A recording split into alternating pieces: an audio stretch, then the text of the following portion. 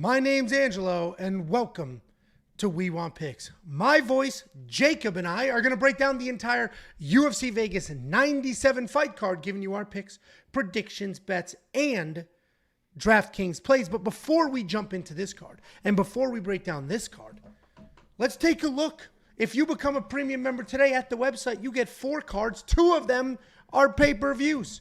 If you go to WeWantPicks.com and you click Become a Member and you unlock all the bets and the tools, you'll get them for UFC Vegas 97.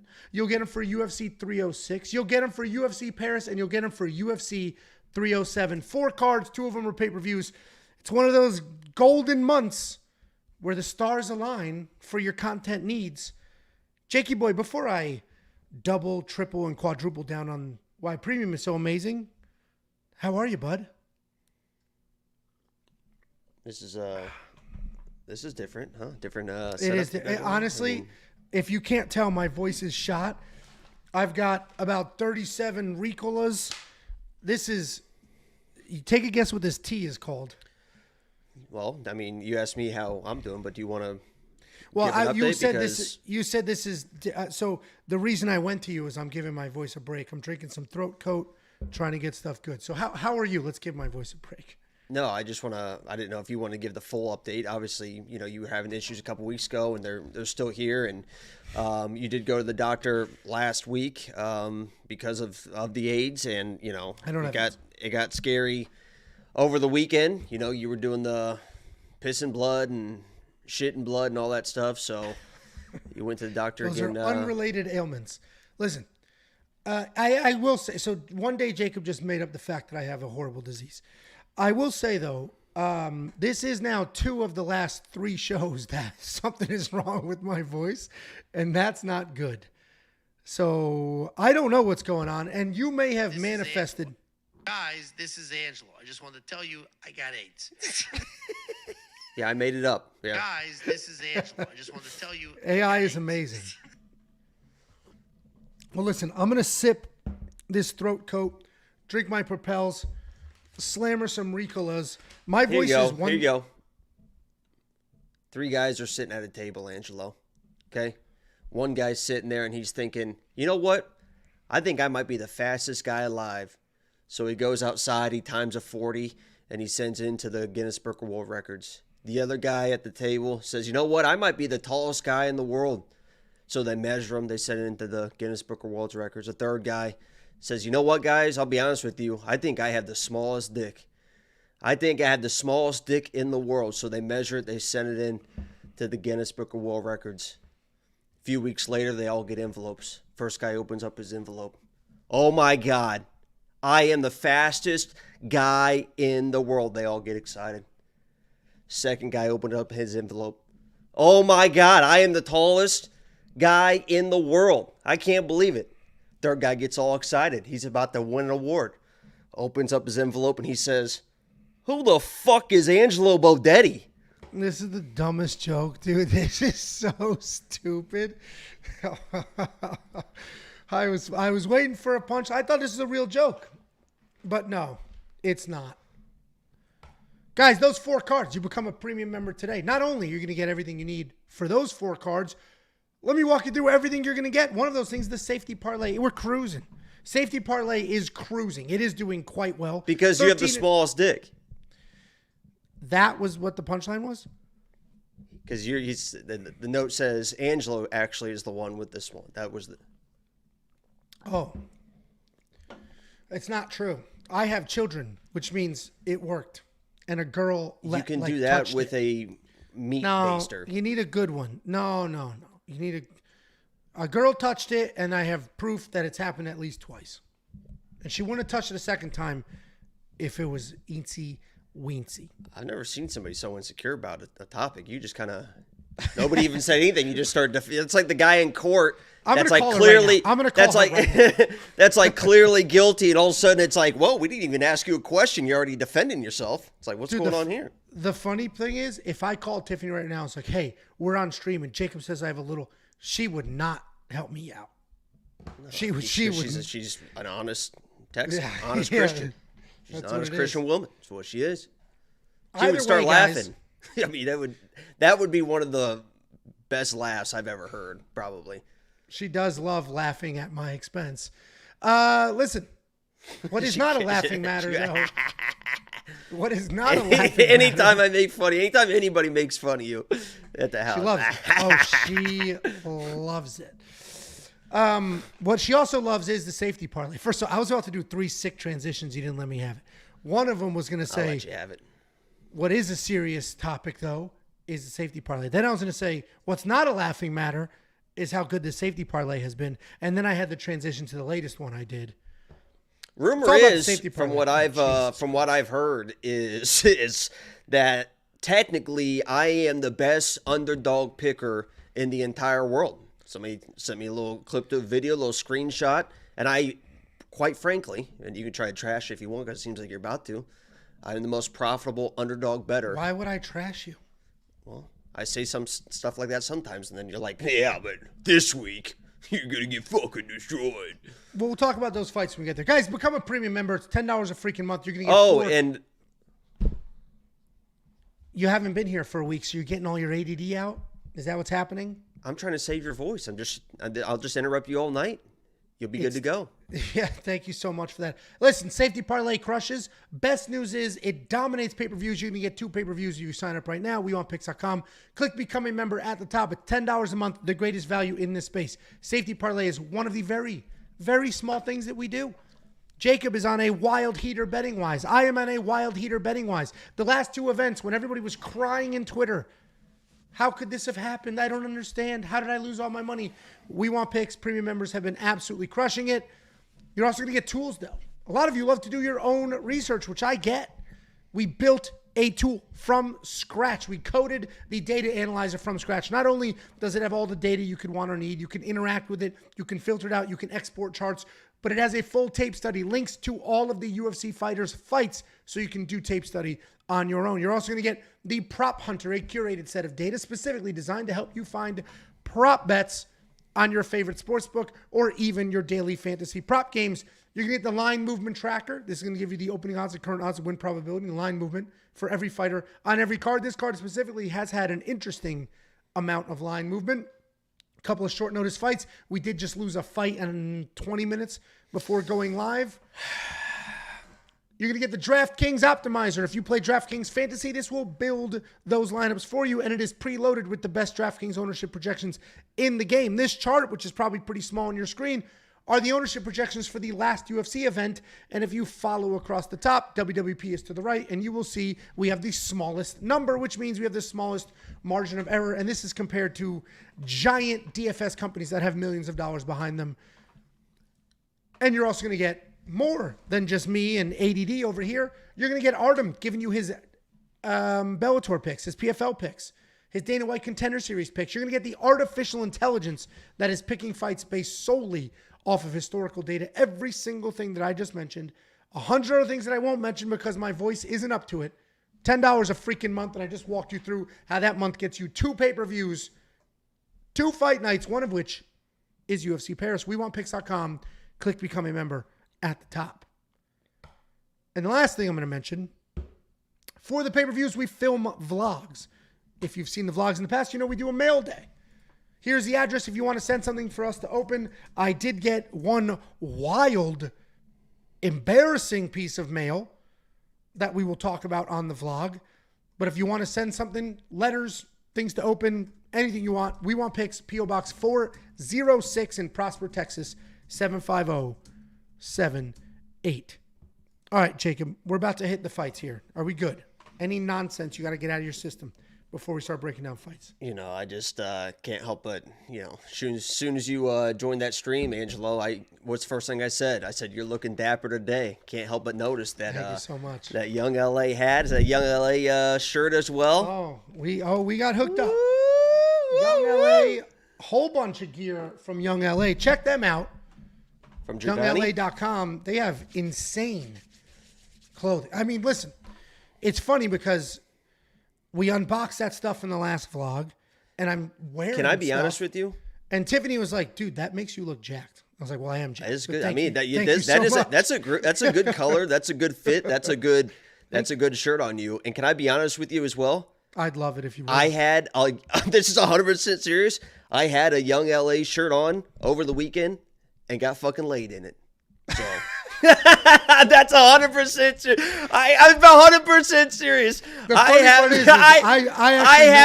haven't had sex in so long. I wore a Young LA shirt over the weekend and I got fucking laid. Holy shit, man. And that's not even, I'm not getting paid. That's 100% a real story. Are they correlated? Are they related? You be the judge, but my God. Listen, we love Young LA. The funny part is I know that's true. And that's what's funny.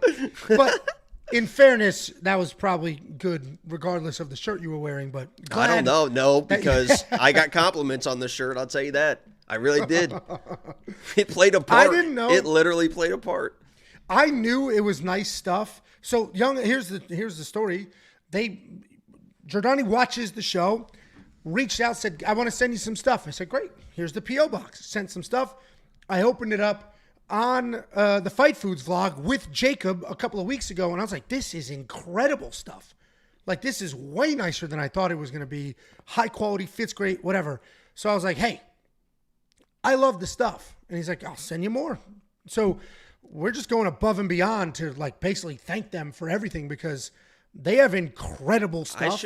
I should and they support us. Like, you got to support the people who support you. I should get a lifetime card for getting laid in a Young LA shirt. I mean, that story is like, and that's 100% factual. The funniest part is it is true, but I mean, I think you were square anyway. But either way, let's go ahead and break all this stuff down. But if you do want to check them out, show them some love for sure because they've shown it to us.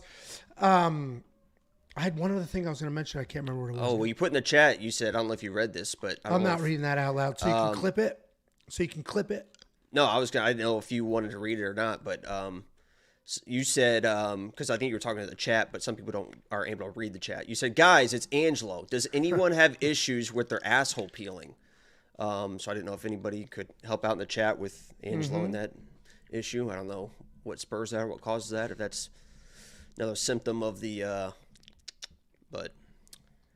None of that is true. The AIDS stuff is fake news. Let's go ahead and break down this card. Opening up the UFC Vegas 97 fight card, we have a rebooked fight. We have Zygimantas Ramaska taking on Nathan Fletcher. This was supposed to happen 2 weeks ago before the break. But they blamed the canceled fight, which they announced literally seconds after having to lock in your DraftKings fantasy lineup. They blamed it on a Nathan Fletcher medical issue. We have gotten no actual confirmation about what's happened, but I did get literally hundreds of comments and DMs saying, well, they both had a staph infection. And maybe that's the case. Either way, the odds did not change very much at all. The way that the odds opened for the last fight, they basically opened for this fight. The way they closed for the last fight, they basically closed for this fight. Nathan is just like a tiny, tiny stitch bigger of a favorite. But either way, we got Zygimantas Ramaska, 9-2 in his career, 4-1 in his last 5 years, riding a 3-fight win streak, taking on Nathan Fletcher, 4-1 in his last 5, 8-1 in the entirety of his career. We talked about both these guys last time. They both were on The Ultimate Fighter, and they both sort of got a raw deal. Zygimantas Ramaska won his fight. He did not lose in the Ultimate Fighter house, but he got a little beat up in that win, so they didn't medically clear him for his next fight. Nathan Fletcher did not win his fight, but he broke his leg and just continued marching forward, continued making things happen. Style-wise, Zygimantas Ramaska is constantly moving forward, constantly throwing stuff. He stands nice and tall. He doesn't shy away from a firefight, and there's just nothing but forward pressure. If you can take him down, he's constantly working. He's trying to finish you there as well. Nathan Fletcher, the other side of that octagon, similar type style. He's a forward pressure guy. He doesn't quit. He's pretty well-rounded, good grappling, good striking. He's always looking for a finish. He's got a decent chin. Nathan's the favorite. It makes sense.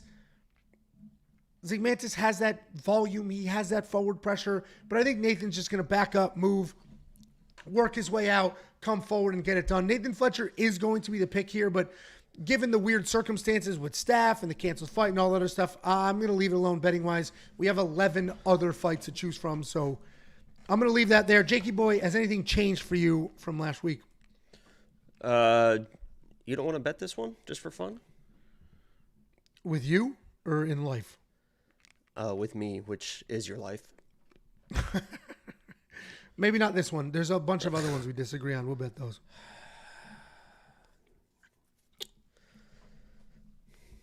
Can you give us your prediction? Yeah, I just don't know what we're going to do with you sometimes. Well, according to the voice, I'm not going to be here much longer anyway. No nutsack on this guy. This is a great flavor, Ricola, by the way. Honey lemon. Oh, I forgot to mention it. You sounded, right when you said that, you sounded exactly like him.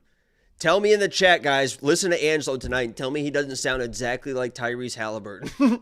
Which you don't know who that is. That's the Pacers point guard. But he talks like this. I mean, he's like, his voice is like, so it sounds just like him. It's actually kind of weird. It's kind of like creeped me out. But listen, Ramaska, I believe, is going to be the more dangerous fighter here. I think he's going to be the pressure fighter. Nathan, when I watch him fight, he seems like he's a very good wrestler. He's a very good grappler. That's where he wants to be. But he kind of is very methodical getting to those positions. He likes to take his time and he controls the octagon. He'll push you back and he'll wait for that instance to take that shot. And even on the shot, they're not super clean, blast doubles and scoop you down. He'll hang on your hips. He'll work a single. He'll work a double. And everything's very methodical. Ramaska is not a guy that lets you be methodical. He is an aggressive striker. He's going to be in Nathan's face. And Nathan's not going to like the pressure. And then when Nathan shoots those takedowns, he's going to be aggressive with those front chokes on the ground. He's going to be doing some wild stuff, those wild scrambles to get back to his feet or look for submissions on his own. Ramaska's aggression could be his downfall, right? Because when you're too aggressive, sometimes the takedowns can be even easier. If you're trying to work out a scramble, that's when you make mistakes and you can get subbed yourself. So he's going to put himself in harm's way to get this finish, to get this win. But I think it's going to be enough and overwhelm Nathan, who I think is going to be a little bit more methodical in his game plan. So I'm going Ramaska here, but yeah, I didn't bet it either, but I'd like to have a fun bet with someone. Have some fun. Haven't you been cleaning up in the Discord, taking bet openly money from everybody? I have specifically one from about $2,000 from my guy Marcus. What's the next bet? Unfortunately for him, I've been really cleaning his clock. That does suck. I went down that rabbit hole, so I know what that feels like. Well, that's what the money I was betting on was your money, and then I just started winning with your money. So actually, you should get some sort of like finder's fee or something on this, or royalties. I would love that. That would be very appreciated. Listen, I don't hate your breakdown. I mean, I picked Nathan Fletcher because I just think he's the more reliable fighter here. He's not a quitter. And we just saw an English fighter on the Contender Series look like an absolute fucking bitch after talking all this shit. And I bet him against a fucking Brazilian when my instincts were on this Brazilian. You know what this guy said? He said, I'm tough. I've been through a lot of tough stuff in my life. We're talking about the British kid. He says, and it's like your typical white British. I mean, when I first saw him off face-offs, I was like, I hate this guy. Wasn't even looking at his opponent. Was just like, I was like, I fucking hate this guy. But he said, I've been through so many tough things in my life. I was put into a program to be a professional soccer player, and I didn't make it. He said, I went to boarding school. He said, I got bullied at boarding school. That's what it was. He's like, I've been through the toughest things in life. I couldn't be a professional soccer player, and I got bullied at boarding school. And he's like, so I can go through anything. And I'm like, I fucking hate this kid. And we bet him anyway, and he got fucking smoked. Now he's really been through some tough things. Yeah, so hopefully Nathan Fletcher's not that type of kid. That is funny. Yeah, I mean, listen, Ramaska's forward pressure might be too much, and it could be a problem, but the fight was rebooked. We watched Nathan fight with a broken leg, so I don't think he's the quitter that you're worried he may be. So I watched the man break his leg, continue to move forward, continue to try to win a fight, and I think he can win here. Jakey Boy's on the other side. I'm going to stay away from it in DraftKings. I'm just going to stay away from it entirely. This fight's been rebooked. They've only fought low-level competition for the most part. Like, there's a lot of random variables here. I'm just going to sit this one out. But if you do want to check out all the other bets that we have and the wild profitability we have had over the last, 3 months or something insane, the heater that we're on, you can do so now. WeWantPicks.com. Click Become a Member. It's only $10 for an entire month. And that month is going to get you not only UFC 306, but UFC 307. WeWantPicks.com. Click Become a Member at the top. Couple of Super Chatterooskies. Fornism. Jacob, how much do you spend on Aylin Perez's OnlyFans? Yeah, you don't, ladies and gentlemen, you don't buy a cow when you're getting the milk for free. You're hanging out with Aylin Perez? You don't buy the cow if you get the milk for free. Angelo, second stream with that voice. I'm starting to get worried. I will pray for your souls. Hashtag sinner with the 10 spot. Listen, you know what is crazy? The last time, I'm going to take it off the screen for Jacob's face. The last time my voice did this, I was traveling like crazy. Actually, I still have been, but I was traveling like crazy. I felt a little sick the day before, so I was like, I probably caught some bug that only affected my voice. Caught some bug. That's what they call that these days when you're getting AIDS at the ass. This time, caught some bug. I don't know what happened this time. On Monday, we had people over. You were invited. I don't know what happened this time. You were invited on Monday. You chose not to come over. Thank God. Holy shit. I'm not sick. I'm not sick. I had people over. We did a seafood boil. People swam. I didn't even drink because yesterday I had to fly to Nashville early in the morning. So I'm like, let me not drink. I had like 3 Chad said when the AIDS spreads to the throat, time is typically no longer on your side. I'm worried. So Monday, voice was 100% no issues. Tuesday, it was a little wobbly. Today, like right now, is the best it's been in 2 days. The only thing I could think of is it's dove season. All right, then you're going to see some dove hunting on a couple of vlogs coming up, but it's dove season. And my buddy got 15 doves, turned them into jalapeno poppers, and he brought them on Monday to the barbecue. You had the bird flu. He didn't scrape any seeds out of this fucking thing. It was like burning my throat. So I think that maybe you burned your throat on a pepper? Jalapeno popper. Holy shit, dude. I was Saturday night, I accidentally had the Korean barbecue wings and I fucking powered through like a champion. Right? I took one bite, but I was like, you know what? Not even going to make a face. And I'll be honest too, that whatever sauce you told me to get, that was hot as fucking shit as well. So I think you lied to me. Okay. A 10 spot from Dr. Y. I want to get a gift card for fight night. Does Kroger work, or do I need to go to a Tom Thumb? I want Jacob to try pimento cheese.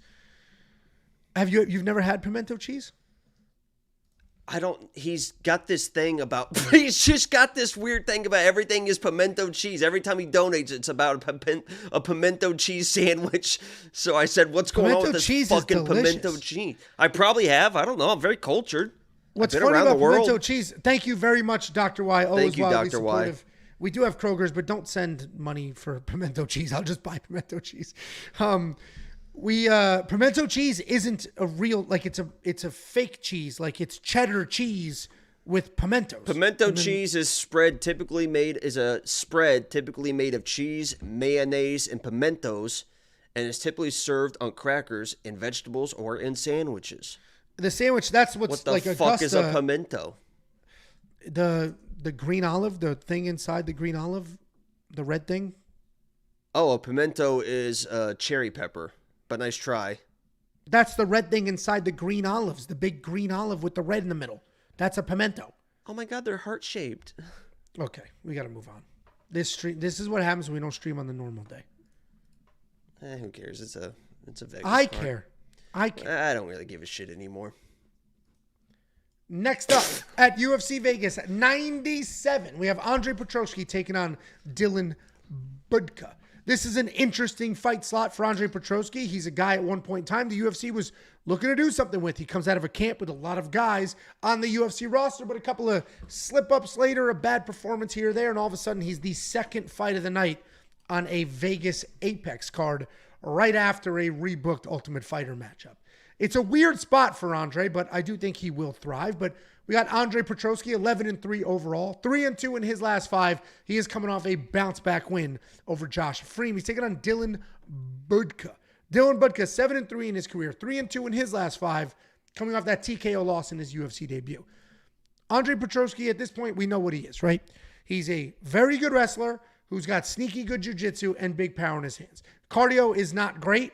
His stand-up technique-wise isn't perfect, but he throws bombs, and he throws them heavy. If he shoots takedowns, they are clean. And if he gets on top, he's got phenomenal control. He did hit a little bit of a skid there, right? He got smoked by Michel Pereira. Fine. Michel Pereira at 185 is next level good. He got smoked by his own shoulder when he shot a takedown and knocked himself out. But he did just beat Josh Freem with 3 takedowns and an insane amount of control time. Jesus went back to his roots, was like, I need to win I don't care how I get it. And I love that. He's taking on Dylan Budka. Dylan Budka is also a good grappler. He's got some big takedowns. He'll lower his level. He'll shoot right up the middle. He's not going to be tripping or clinching. He's literally just good old-fashioned wrestling. When he does get it to the ground, he does a good job working two positions. He will take his time. He'll methodically work. He'll look for a submission instead of just elbowing and creating some chaos. He's not a great striker, but he has no issues charging forward and trying to make something happen. He is coming off that TKO loss, though, to Cesar Almeida, where he had a beautiful blast double, relentless takedown attempts, but ultimately was finished. Andre Petroski is becoming more affordable as the week goes on. You can see here he opened at minus 150. Then he shot up to over a 3-1 favorite. And now it's starting to come down a little bit. I would love for it to come down a little more, but ultimately it is what it is. And if you've been watching me break down this fight over the last 2 weeks, I've been like, I hate these odds. I hate these odds. Can't trust Andre Petroski. And while those are all true statements, sometimes you just have to look at the other side of the fight. Dylan Budka is also looking to grapple, also looking to wrestle. He's not going to be the better wrestler. He's not going to be the better grappler. So I just got to pick the guy, even though Andre Petroski's a bit unreliable and he knocked himself out with his own shoulder. I just got to pick the guy who is better at his opponent's best things. Andre Petroski's the pick. What do you think, Jakey boy? Yeah, and this kind of breaks my heart because I got to go against everything that is in my fucking core at this point in my life, in my MMA journey, and that is pick a fucking Renzo Gracie fucking fighter. I can't stand that camp anymore. Nobody has let me down more, and I would not be surprised if Andre Petroski lets me down this week in this pick. No way I'm fucking betting him, but he should. I mean, he should just be the better fighter. I mean, if you're Andre Petroski, you should not be losing to people like Dylan Budka. And that's not even that big of a thing for Dylan Budka because I think he probably can beat, a lot of people that can't strike, can't really defend takedowns. He probably can wear people like that out. But you saw as soon as people can defend a little bit of a takedown, I mean, he just packed up and went back to the hotel. I mean, he was tweeting before the fight, the next face of the UFC. He tried to get takedowns for 5 minutes and was like, all right, I'll see you guys back at the buffet. I'm done here. And that's exactly what happened. I mean, he just basically just curled up and was just out of there.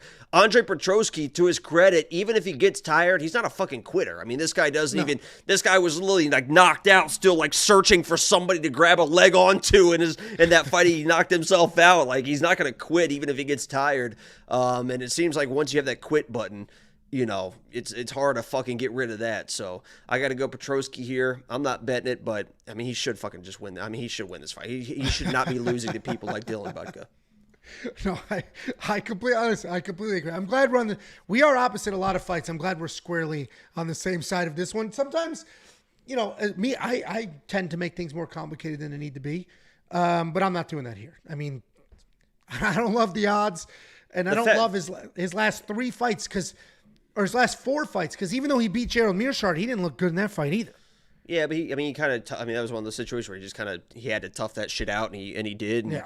And like you said, in his last fight, he seemed like a more calmed down, methodical version of himself. And if he is that person, he does have the talent to be that person. He's a very good wrestler. He just was so balls to the wall that, he got himself in trouble later. But he should be fine here. Well, Jakey Boy and I both on the same side. $9,300 in DraftKings Fantasy. I actually think he's worth it. If he's Sneaky going play. to, yeah, I think he's worth, yes, that's expensive and he's a big favorite, but if he fights the same way he fought last fight, there's going to be a ton of takedowns, ton of control time. If Dylan Budka ends up quitting, we might get a ton of takedowns, ton of control time, and then a finish. So I think Andre Petroski, yes, is wildly expensive at $9,300, but I do think he ends up paying for his ticket in your DraftKings fantasy lineup. And if you do want to check out all the other bets, the picks, the round line leans, the artificial intelligence, you can do so now for all 4 cards. It's $10 a month. That's $2.50 for UFC Vegas 97, $2.50 for UFC 306, $2.50 for UFC Paris, and $2.50 for UFC 307. WeWantPicks.com. Click Become a Member at the top. What the hell is that? Isn't it the Omega fraternity? Something like that? Oh, for OSP? Yeah. Fight scrapped, boy. Rest in peace. I like that underdog play, too. People are going to hate on fucking OSP this week, but Ryan Spann, I'll just do the breakdown right now. Ryan Spann has fucking 6 knockouts in 21 fights. People act like he's like this power puncher. It's a 30% knockout rate. It's like he's OSP. A high finish rate, but yeah, it's not all knockouts. And OSP's a better grappler. It's like Ryan Spann's kind of a jiu-jitsu nerd, and OSP's better than him there. So it's like I kind of like that OSP play. Yeah, I thought Ryan was going to win, but I was never. He looked good against Kennedy. Kennedy was supposed to knock his fucking head off too. Minus 500 favorite, blew it. Next up, at UFC Vegas 97, we have Jaqueline Amorim taking on Vanessa Demopoulos. This is a very interesting fight as well. And there are a lot of people squarely on the dog side. And this isn't like a plus 105 type dog. Vanessa Demopoulos is a plus 250 underdog. And I feel like 9 out of 10 people that are picking this fight are picking Vanessa Demopoulos. I had the pleasure of picking her up. She's very small, very light, but very friendly and very nice. And she was, her back was a little damp, which kind of did something for me, I'll be honest with you. Because I took a picture with her. That wasn't just a rat. I didn't like fucking just like walk up behind her. I took a picture with her too, and I was like, oh, she's working out here. Jaqueline Amorim, 8-1 in her career, 4-1 in her last 5. She is coming off that submission win over Corey Poppy McKenna, taking on Vanessa Demopoulos, 11-5 in her career, 4-1 in her last 5. She is coming off that decision win over Emily Ducati. Jaqueline Amorim, very talented grappler. She is a no-gi BJJ world champion. She is also a gi BJJ world champion. She's got takedowns with blast doubles, a whole myriad of submissions. She's got some power in her hands as well. She'll move forward like a buzzsaw, shoot some takedowns, throw some bombs, and try to get this fight to the ground. She does have some questionable cardio. That is something that has failed her in the past, and it is something she'll probably need here if she doesn't get a quick submission, but a quick submission is not wildly out of the question. She just got one over Corey McKenna, where she basically had to submit her twice before the referee was like, all right, this bitch had enough. That was wild, dude. Taking on Vanessa Demopoulos. Vanessa Demopoulos is a very solid striker. She likes to hang out inside the pocket. She doesn't have any power at all, but she does have some volume, does have some good footwork. If a fight gets to the ground, she's got some good fight IQ, some grappling acumen. She's not a complete fish out of water. She can make some solid decisions down there. Takedown defense, though, is not very good at 30%, and it will be tested in this fight. She's coming off that close win over Emily Ducati. One of very many close wins in her career. You are a big MMA karma kind of guy, and I'm surprised you're not waiting for decision karma to catch up for Vanessa, because she's gotten some interesting decisions. She won those fights. I'll tell you why in my breakdown. Okay, you do that. And first, I'll tell you why I'm picking Jaqueline. I just think Jaqueline is just that freaking dangerous everywhere. I think she's insanely dangerous on the ground. We all know that. I think she's got some underrated power in her hands. And ultimately, I think Vanessa's takedown defense isn't going to be enough for Jaqueline Amorim early. But I wouldn't bet on Jaqueline Amorim straight up. And she is a huge favorite. So I don't know what these odds are. They're probably not great. But Jaqueline Amorim inside the distance, decision, no action is probably the best bet here, because if this fight touches the ground, there's a problem there for Vanessa. But if we get to the third round and Vanessa's the one marching forward, staying busy as shit, all of a sudden she squeaks out another close decision. What do you think, Jakey Boombalats? Yeah, you guys are going on up. Let's sit up straight here. Let's sit up straight. Let's listen up, all right? Let's focus up here, because I sat here a few weeks ago and I picked against the Brazilian, Luana Santos. And people were like, Jacob, how could you do that, right? I was very high on Casey O'Neill going into that fight against a Brazilian female. Guess what happened? Casey O'Neill fucking smokes her, right? I'm telling you guys right now, I understand you're looking at Jaqueline Amorim and you're like, oh my God, beautiful Brazilian, good on the ground, we got to back her, right? And then you're looking the other side, it's like, oh, beautiful Vanessa Demopoulos as well. I'm telling you right now, Jaqueline Amorim is not that good, okay? She's just not that good. Is she very good on the ground? Absolutely. Right? If this is a jiu-jitsu match, she's going to probably fucking win. Is she going to automatically sub Vanessa? Fuck no. Right? Vanessa's a black belt. She knows what she's doing. Very flexible. She's not going to give in to these nonsensical. She knows how to get out of positions. Right? Amorim came in, couldn't submit Sam Hughes. Right? Sam Hughes isn't like this world renowned, whatever. Couldn't submit Sam Hughes. Couldn't submit fucking Montserrat Ruiz, this 4'7", 85-pound girl that she was twice as big of. Couldn't fucking submit her. She tried, right? Couldn't submit her. What was she doing in those fights? Soon as the second round started, oh, she's pulling guard. One of my favorite things was DC saying it looks like she's cleaned up her cardio as she just falls down against the cage trying to pull Montserrat Ruiz into her. And she was able to sweep Montserrat Ruiz, right? This tiny little girl, she would pull guard and sweep her. If she's not sweeping girls, she's going to play that guard game. And Vanessa knows how to play that fucking guard game. She's going to keep you in that guard. You're not going to be able to be these bullshit white belt sweeps that she's hitting on other girls. She's comfortable off her back, right? I have no doubt she's probably going to get a nice takedown and be on top of Vanessa in the first round. She's not going to fucking finish her. And then it's game on. And Vanessa's going to take over in the second, in the third round. Jaqueline Amorim has no cardio. She's got lackluster striker. People are going to talk about her reach like she's pumping out power jabs with a nice 1-2. As soon as this first round's over, she's going to be done. Vanessa's going to be all over. The reason why Vanessa has won all those close decisions is because she is always fucking doing something in fights. Always moving forward. If she gets taken down, she's throwing elbows. She's being active. That is why she is winning these close decisions. And if this turns into a back and forth, weird grappling, guess who's going to win another fucking decision? Vanessa, because she's here to fucking fight, not lay on her back and try to get these weird fucking sweeps. It's not a jiu-jitsu match. It's MMA. Vanessa's going to win. Listen. And I wanted to make her lock of the week, man. I did. But a new opportunity arose.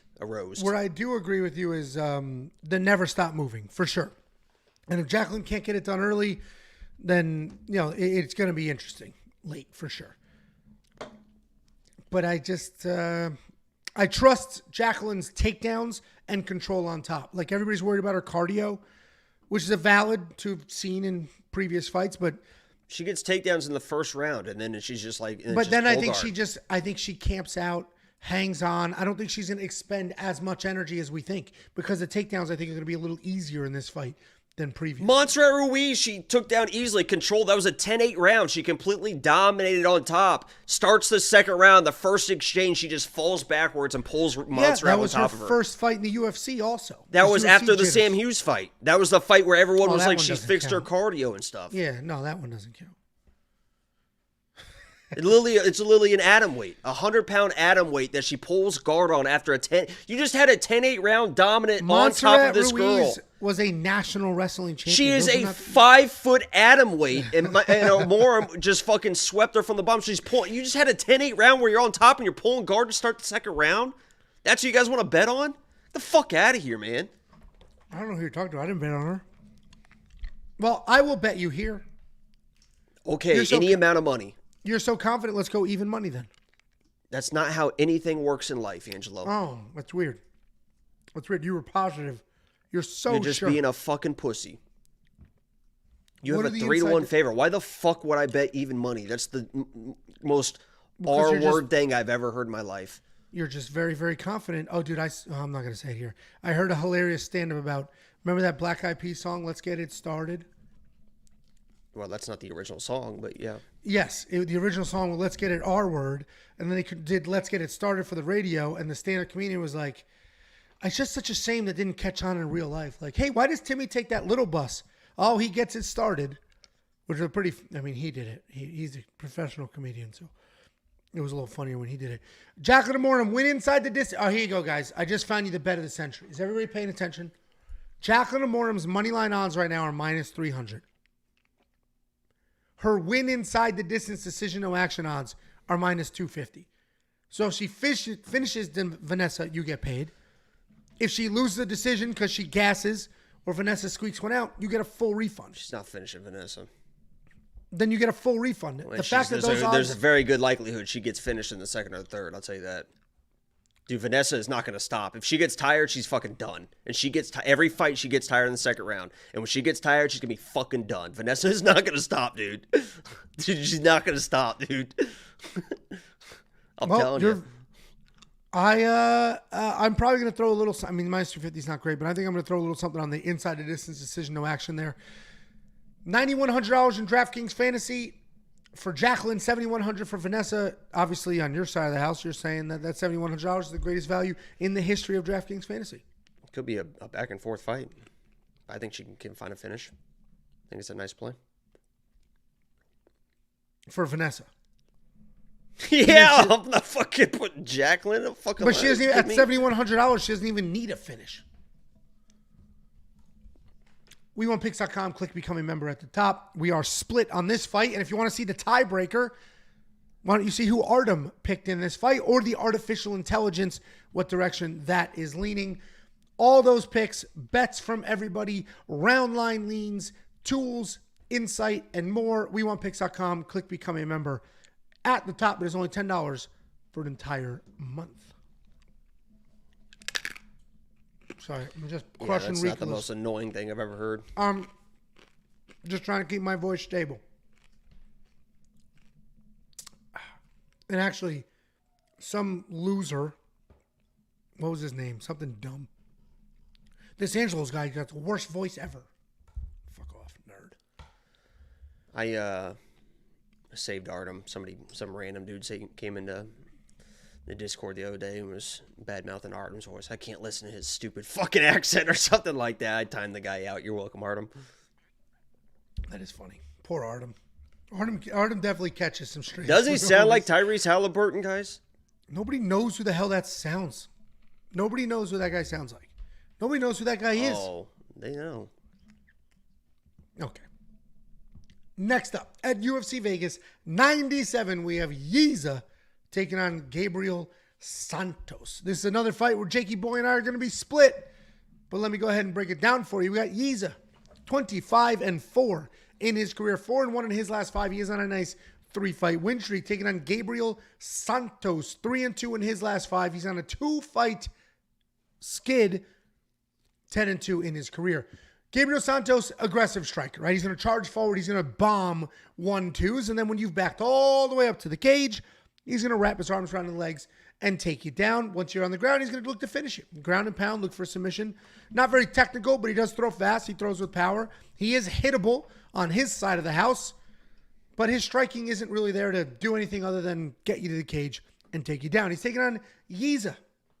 This guy is a powerful grappler. He uses kicks to manage range. He'll work in close. He'll get his hands on you. He'll drag you to the ground. He's very strong. He does a good job elevating opponents. I've said this before, but picking you up off the mat. You can defend a takedown if you got a whizzer and you're throwing your hips out.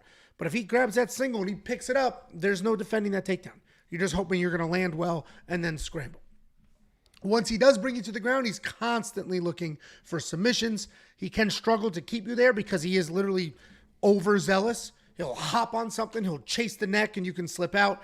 But Yizha's going to come forward, work you to the ground, and then look to finish you there. This is grappler versus grappler type matchup. I think Yizha gets it done. I think he's proven that he doesn't even need takedowns to find submissions. He's like a Mackenzie Dern with better takedowns. He'll just climb you against the cage and try to snatch something up. So even if Gabriel gets too close, if he closes the distance, even if Gabriel gets the first takedown, I can see Yizha trying to make something happen, squeeze something out. It's a plus 220 dog. I'll take a close look at those props. I do like Yizha here, and then I just got Jacob sending me nasty text messages all week saying that's a trash pick. Why don't you tell the people why you disagree? You want to bet on this one? I'll bet you on this one. Okay, let's do even odds. Okay. Okay, how much money? $50. I was thinking 500. Well, I'm giving up the odds, so $50. I'm not betting you fucking $50. $50 isn't worth my fucking time to even care. Congrats on the success. To even click that request button. It's not even fucking $50. Kid got laid my fucking one dick time and in a balls. calendar year, and now this is how he talks. Great. Fucking $50. I'm making, me and Marcus are doing $300, $400, $500, $600, $700 a card. Contender series. Congratulations to you two. Contender series. We're betting $1,000, $2,000 on a contender series card. Angelo, you're offering me $50 fucking bet. Why don't you come over here and just spit down my fucking throat? Because then you would also have AIDS. Why don't you go ahead and break down this fight? So you do have AIDS. Allegedly. I don't. For anybody who's watching this for the first time ever, that's some stupid joke Jacob started. Please pray, guys. Just keep the prayers going. The voice is unrelated. I have no... Keep the prayers up. Where's my prayer warriors in the chat? Where's my prayer warriors? In the chat. Right, just break down the fight. I can't wait for the day when Angelo can log into Facebook and mark himself safe from AIDS. That's going to be... Beat it. That's going to be the day. We need more premium members. I need that Magic Johnson money. Go ahead and break down this damn fight. Listen, he is a wrestler. He wants to get to the wrestling. Here's the brass tacks here, Angelo. And here's the okay. here's the concrete facts. Okay, that's such a old Midwest man thing to do. Let's get down to brass tacks, boy. Go ahead. Didn't like the tone of that boy there at the end, but yeah, Gabriel Santos is a better striker. I mean, he's a way better striker. He was a guy that was lighting up David Onama. I love David Onama. David Onama was a very, very good striker, a good counter striker, and Gabriel Santos was lighting his ass up, almost dropped him a few times. So I think the striking advantage here is in Gabriel Santos. And even if he gets too aggressive in the striking, you saw the exact same thing happen in the David Onama fight as well. David Onama was getting takedowns, but in those guard positions, this dude Gabriel Santos is not a fucking... He is not going to just hang out in this dude's fucking guard and just control him on the ground. This guy throws up triangles and arm bars at a fucking rapid speed. Had David Onama in all sorts of issues to where David Onama was like kind of lost in there in that first round. Couldn't strike with the guy. Couldn't take him down to stay safe because he was in danger on the ground as well. Finally was able to find that knockout, knocked him out cold, but that's David Onama, right? I mean, he is not striking like David Onama with a nice, I think, was he a southpaw? Nice left hand right down the pipe. I mean, he's not going to be able to hang on the feet, and if he tries to stay safe in the grappling, get to the grappling, he's in danger there as well. I think Gabriel controls this fight, overwhelms this guy. When he tries to get desperate with the wrestling, I think the submission's going to be there. So I like Gabriel Santos. I like him inside the distance. I don't think this fight goes the distance, and I think he's in for a world of hurt against this guy. Yeah, I don't think so. I disagree. If you want the bet, I'm happy to bet. If not, I understand why you're afraid, and that makes sense to me. $7,400 in DraftKings Fantasy. He will be in my lineup. The upside there is incredible. Let's go back to this last slide. 4.55 takedowns per 15 minutes on average. You know how well that scores in DraftKings Fantasy? I think he will get the takedowns. I think he wins the fight, obviously. Oh, he'll probably get a couple takedowns, but it's he's not going to fucking... You're going to see that first active guard, he's going to be like, oh, no. Because David Onama knows what he's fucking doing on the ground. And he was like, get me the fuck out of here, dude.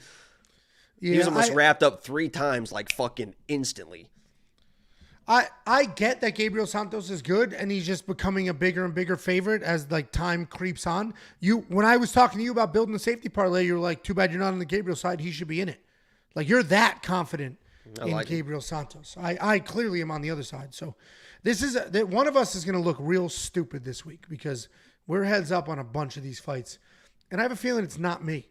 I think you don't watch Seinfeld, but there are people in this chat that have watched Seinfeld. There was an episode of Seinfeld where George had not been laid for a long time. And turns out not getting laid made him think clearly. He was making a credible decision. He was like a genius. He was like Rain Man, pointing things out, smart as shit. Then he got laid, turned into a drooling idiot. I think that's what we're working with here, Jacob. You're on a heater. You were doing well. You're on a heater. You threw on a young LA shirt, fancied some young woman's eye. You had the release, and now it's a downward I've still spiral. been masturbating almost daily. It's still coming out one way or the other. It's different when you dream it. It's different than when you wake up to wet sheets. I don't know. I know what I like. Nobody knows what you like more than you. So when you live alone, Angelo, you learn very quickly. You just have noose clips everywhere for, what is that? Remember that guy from Highlander? That's how Highlander went out. Or Highlander's boss. It's dangerous though, guys. Be careful with that. They killed Highlander's boss, or the guy from Highlander. That was the first we ever heard of it, and we were young when that happened. Either way, guys, stay on topic. There are children watching this. No soup for you. 1 year.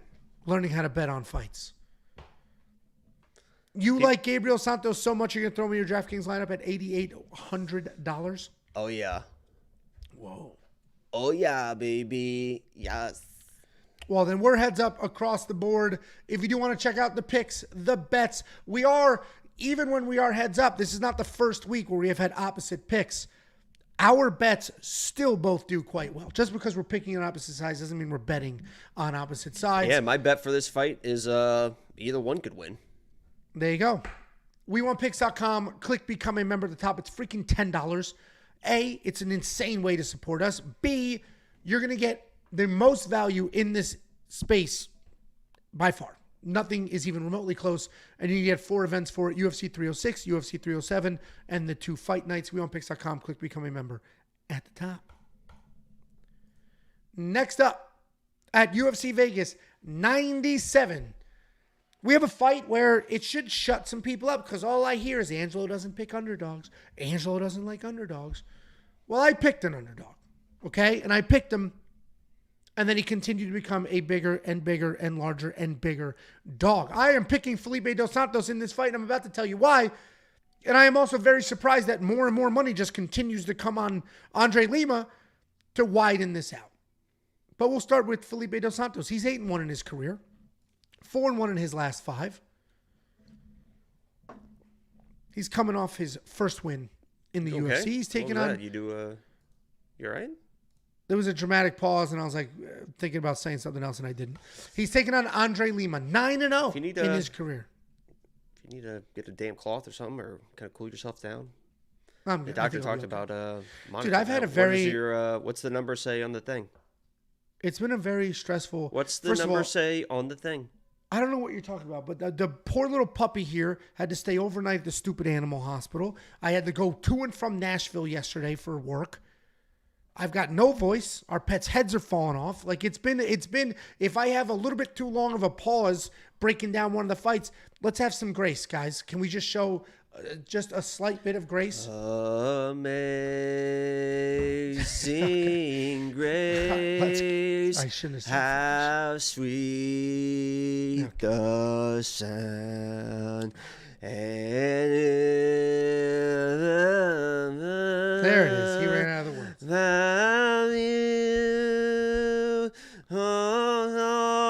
Okay, we got it. Now I'm found. We got it. Like that, right? Yeah, it's right there. He's taking on Andre Lima. Andre Lima is undefeated. He is coming off his first decision in the UFC. Listen, I get why people like Andre Lima. He's a good fighter. He's got solid technique. He uses it well. He'll throw in combinations. Nothing he does is lazy. He'll mix up his strikes really, really well. He is essentially, though, a pure striker. He's got solid defense, meaning he's not looking to take a fight to the ground, but he can defend takedowns. He's not looking to submit you, but he can defend submissions. He's a striker who's capable in other aspects. He does have 2 takedowns in the UFC, but that's a very misleading statistic because they both happen in the same fight. He's typically looking to keep fights standing. He is coming off that close win over Mitch Rapiso. Close win over Mitch Rapiso, where he was taken down. I think it's Raposo. Whatever. And close win. That was a terrible decision. That was a fucking robbery and a half for lock of the week. Mitch Raposo. I mean, I thought Mitch fucking dominated that fucking fight. And then we got Felipe dos Santos on the other side. Typical shooter box fighter. You can see it. All you need to do is see that haircut, and you know exactly how this dude's going to fight. He's going to move forward. He's a very good looking. He's got those eyes. Actually, he looks like the models on the Young LA website, honestly. Ooh. That wasn't even like a smooth plug. That was just genuine. No, it does it. That does it for you. They're On all, those eyes. You know who is one of the models? Johnny from Love Island. During peak COVID, like peak lockdown, Love Island was like just the best show. It was on 3 nights a week. It was unbelievable. That show was so fun. There was a guy on Kill Tony that was on 2 seasons of Naked and Afraid. Yeah, it's different than Love Island. That guy's living in the jungle. Love Island's just good-looking people living together, swapping women. Either way, guys, stay on task. Felipe dos Santos is a shooter box fighter, and he fights exactly like everybody else in shooter box. Wild forward pressure, very dangerous, but also very hittable. He's going to come forward. He's going to throw everything that he can. That does leave him open to be countered, but he is capable on the ground. He does have some offensive takedowns. They're not great. He does have cardio issues like everybody else at shooter box, but he's insanely dangerous and insanely tough. I think Andre Lima's a little overrated. In that fight that he won against Igor Severino, because Igor bit him, he was losing that fight. He was getting pushed around. I was actually at that fight. And we said, oh my God, what happened? And then somebody said, I think he bit him. And we went, what? And then I yelled, get control of the fight, Chris. And dude, it was so quiet in there. And right when they were like, he said that he was going to disqualify him or something, or I think he was talking to like trying to figure out. I go, get control of the fight, Chris. And they don't give you a hard time for yelling and acting. They don't give a fuck, dude. I paid $3,000 a ticket. I'm gonna do whatever the fuck I want. Holy shit, dude. Last call. Like, we're making a scene the entire time. Last call. She's like, it's last call, guys. Our waitress fucking brings us literally a tray full of drinks. Like, hopefully this holds you over for the main event. It's like, holy, they don't give a fuck, dude. Oh, that's awesome. Well, maybe I should go to UFC 100, Vegas 100. Yeah, you got to fucking figure it out. I want to go back. I just got to talk to I got kids and shit. I can't just jet away. Literally, you can't. I went to UFC 285. I just showed up Saturday morning and left Sunday morning. Yeah, no, that's not how I do it. Anyway, I think based on what we've seen, Andre Lima doesn't like pressure. Igor Severino pressured him. Andre didn't like it. And if Shooterbox does anything, it is pressure forward. I think Felipe Dos Santos is going to move forward. He's going to pressure forward. And I think he's going to win this fight. I'm picking Felipe Dos Santos. I bet on him the instant the odds dropped. It was even money. I said, boom. Let me throw a half a unit on this because I know it's going to move. And the shit moved in the wrong direction. Now now it's a no-brainer. To me, it's a no-brainer. Plus 155. I think Felipe wins this fight. I think he's the better fighter. Yes, he is hittable. But all these shooter box guys are really, really tough. What do you think, Jakey boy? Yeah, there's a reason why, technically I am the most profitable underdog bettor in the entire world. And if you're just tuning in, that's not a made-up stat. That's somebody has that on a video that was sent to me. And I don't know why Angel's laughing because he knows it's true as well. I just really am. In MMA YouTube, I'm the most profitable underdog bettor. And that's because I'm not betting people like Yi. I'm not picking or betting people like Yi. I'm not picking and betting people like Felipe Dos Santos. I respect Felipe. He is a tough guy. He's a shooter box guy. As Angel mentioned, they are just going to move forward at all costs, right? And they're going to take a lot of damage on the way in. You saw Mitch Raposo when he was actually, the reason why he wasn't really throwing hands is because Andre Lima knows what he's fucking doing, especially in the striking and in the counter striking. He is so precise with those counter strikes, and he is a big dude. We got to see first if he's even going to fucking make the weight, because my lock of the week, Mitch Raposo, took that fight even though Andre Lima missed by, 4 or 5 pounds. I mean, it was a big miss. So we'll see if he's even able to make the weight, and if he has to cut all that weight, how is he going to look? So there is a little bit of a question mark. But as a fighter, skill for skill, I just believe that march forward style, not really moving, is really gonna hurt a guy like Felipe. I just think that Felipe is a good fighter, but his style matched up against Andre Lima, that counter striking, Muay Thai, standing your ground with those power shots and those leg kicks. I just think that Andre Lima is going to be way too much for Felipe. Felipe's a young dude. I think he's going to figure it out. He's a tough guy. Hopefully he doesn't take too much damage. I just think it's a bad matchup for him. Yeah, I mean, everybody hates that pick. I see it in the comments. I saw people hate the Felipe Dos. I don't know why everybody's in love with Andre Lima. He barely beat Mitch Raposo. Barely beat him. He fucking smoked him. Listen, that was that was my fight. fucking lock of the week, and Mitch didn't know what to do in there. That was a close fight, a short notice fight. A short notice fight, too. It was not a close fight. I think Andre Lima's overrated, and I guess we will find out together. $7,700 in DraftKings Fantasy. Listen, I love the 7-something thousand price point. The problem is these shooter box guys are kill or be killed. There is not an in-between where they score 40 points in a decision loss. Like, they get smoked because they're way too aggressive, or they run right through people. I'm going to be on the Felipe side. Not sure about DraftKings Fantasy yet. If you do want to check out all the picks, the bets, the round line leans, the safety parlay, which has been hitting at a remarkable accuracy, you can do so now. WeWantPicks.com. Click become a member at the top. It's only $10 for an entire month. And can I say, too, people are all over, using altitude as an excuse for Felipe's last fight versus Victor. He should have smoked that dude. If he's who he should have been, altitude or not, he should have he honestly should have smoked Alta Moreno, and he didn't. And obviously he was tired late, but he should have fucking smoked that guy probably. Okay. Cool.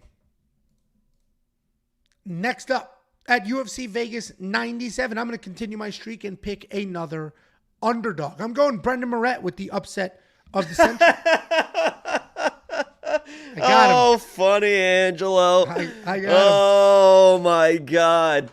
If you could see my dick. Woo! Holy You shit, can't that was a either. good one. My God. It's a fucking doorstop on a good Holy day. shit. We got Isaac Dulgarian taking on Brendon Marotte. Genuinely, has anybody in the UFC ever been a bigger favorite than Isaac Dulgarian is right now? I do not think so. I think if it closes at minus 3,000, I think he's going to be the biggest in history. I think Bo was minus 2,600, I think is the top. Like literally. Versus Val. I mean, this is insane. $9,900 in DraftKings. I've never seen that before, ever. That's almost 10. There's not enough, like they can't throw a comma after, not enough digits to do 10,000. $9,900 in DraftKings fantasy. So essentially, according to anybody that caps fights and does sports books, this is a foregone conclusion that Isaac Dulgarian is going to run through Brendon Marotte. But we'll talk about it very quickly anyway. Isaac Dulgarian 6-1 in his career. He should be 7-0. I will be bitter about that till the day I die. He's taking on Brendon you Marotte. will be? Yeah. That was very unsettling. Makes me fucking sick to my stomach. It wasn't even the fact that, like, it was a trash decision, all that stuff. It was what drove me most nuts about that decision in Isaac's last fight wasn't even the decision itself. It was the community that justified the decision. That is what drove me nuts. Like, it is okay to be it's okay to have picked C-Rod, bet on C-Rod, and acknowledge that it was a bad decision. That's okay. We do that all the time. Like, I don't think he won, but I'll take the gift. We do that shit all the time. That's why, like, that was the most annoying part, is just the thousands of comments of like, C-Rod won. It's clear C-Rod win. Yeah, it's like, yeah. All right, well, fucking. Clear. If you think Isaac won, you're an idiot. It's like, dude, he beat the shit out of that guy for 1.9 rounds. He lost a little bit of an exchange at the end of the second and then lost the entire third. Okay, 2-1, Isaac wins. That's enough ranting about his last fight. Let's talk about this fight. He's taking on Brendon Marotte. Isaac Dulgarian, he's just a savage, come-forward grappler. He gets takedowns almost immediately, starts wreaking havoc almost immediately. And if you just want to go back a few fights and see what he did to Francis Marshall and then how good Francis Marshall just looked on short notice, tells you everything you need to know about the very dangerous, very aggressive Isaac Dulgarian taking on Brendon Marotte. This guy's a decent striker. He likes to bounce in and out. He'll gauge the distance and then he'll commit to some power. He's well-rounded, has no issues initiating a takedown, no issues grappling, no issues striking. I like to call him a striker, but he is comfortable everywhere. The reality is he's going to lose this fight. Isaac's going to come in, shoot almost immediately, on the ground, just wreak havoc and get it done. This fight does not go to a second round, or if it does, it's not going to go deep into one. Isaac Dulgarian is going to be the pick. Let's just hope he's got that same... Let's hope that wild screw job in his last fight doesn't change anything about him or how he fights. Yeah, I just want to make it sure everyone knows, and I'm going to say this every time we break down an Isaac fight all the way until he's fighting for the title, whatever that is, that I was the original Isaac Dulgarian believer. He was my lock of the week against Francis, and I honestly got a ton of fucking blowback that week. He's been fighting bums on the regional scene. Wait till it leaves the first round. I'm like, guys, this is not gonna leave the first round, dude. I know how good this guy is, and he came in and smoked Francis Marshall. And even against C-Rod, he nearly fucking had another first round finish with a couple positions. Almost had that Peruvian necktie. There was a fucking wild submission that actually Vince Morales just got over the weekend or over 2 weekends ago. Really, really, really rare submission. I think it's only happened 3 or 4 times in the UFC in general. If you look at Brendon Marotte's wins, he's 8 wins. I think that the combined win-loss ratio of those opponents is like 30 and like 50 something. So he's beating people. He's not beating very good people, and I just don't think he's going to have... nobody has had anything for Isaac early. C-Rod was very, very lucky to survive that early onslaught. I mean, Isaac is just so good. I mean, we interviewed Zalal, and he talked about, like, that guy is just on a fucking another level with his wrestling. And Zalal is fucking really good grappler, really good wrestler as well. And he knows how good fucking Isaac is. If those guys are having issues, I don't think Brendon's going to be able to do anything. I'm going Isaac first-round submission. I think he goes for a sub. But yeah. Oh, and happy birthday to Zalal as well. It's Yusuf Zalal's birthday today. There you go. Happy birthday. Don't throw him in parlays, though. Minus 3,000 is insane. There's no value there. I put, and I don't want to give away this premium bet, but I did, and this is not, and I put it in the premium whatever. This is a little taste of my style of betting. And I'm not telling you guys to do this. I'm not whatever. But everyone's going to tell you, don't bet Isaac. Don't bet Isaac. Minus 3,000. I did put $100 on Isaac Dulgarian. You got great odds, though. And I did. I got minus 2,600 odds. Nice. So I put $100 on Isaac Dulgarian. I think it wins $3.80, something like that. I'm not telling you guys what to do. But if you want a little peek behind the curtain of premium, that's what I'm giving to the people. So $10 a month. I mean, that is the perspective. Like, all the risk of a fist fight to win $3. Do not put him in a parlay. And that was at better odds than you have right now. Do not put this man in a parlay. That closing line value is crazy.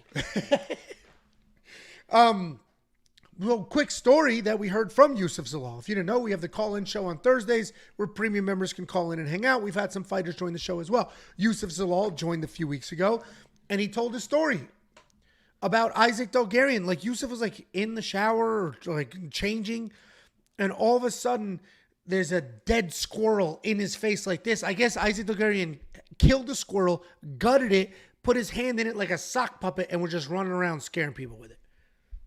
That's your minus 3,000 favorite. We love them. If you do want to check out the actual bets. You know what's funny, too? I sent this to Zalal today because Zalal's in his corner hanging out with them, so they're posting stuff. And Zalal posted a funny video of he's with Isaac, and they're like at some store, and they're looking at boots. And Yusuf's basically like, those boots won't fit you. And I said, he can put both feet in one shoe and jump around like the Pixar lamp. They thought that was pretty funny. That is funny. If you do want to check out the actual bets that we've got going on this card, you can do so now. WeWantPicks.com. Click Become a Member at the top. And if you want $50, I'll send you $50. We have affiliate marketing strategy going on here. We have a couple of affiliate partners. If you go to WeWantPicks.com/bets and you use our link to sign up with any one of those affiliate partners, we'll send you $50 as a thank you. They're going to pay me. So I'm going to slice off some of that money and give it right back to you because we're all in this together. We grow when you watch. And when we grow, we get deals. And when we get deals, we'll share some of that money with you. WeWantPicks.com/bets. Sign up, make a deposit. We'll send you $50 as a thank you. Here's a closer look at that safety parlay.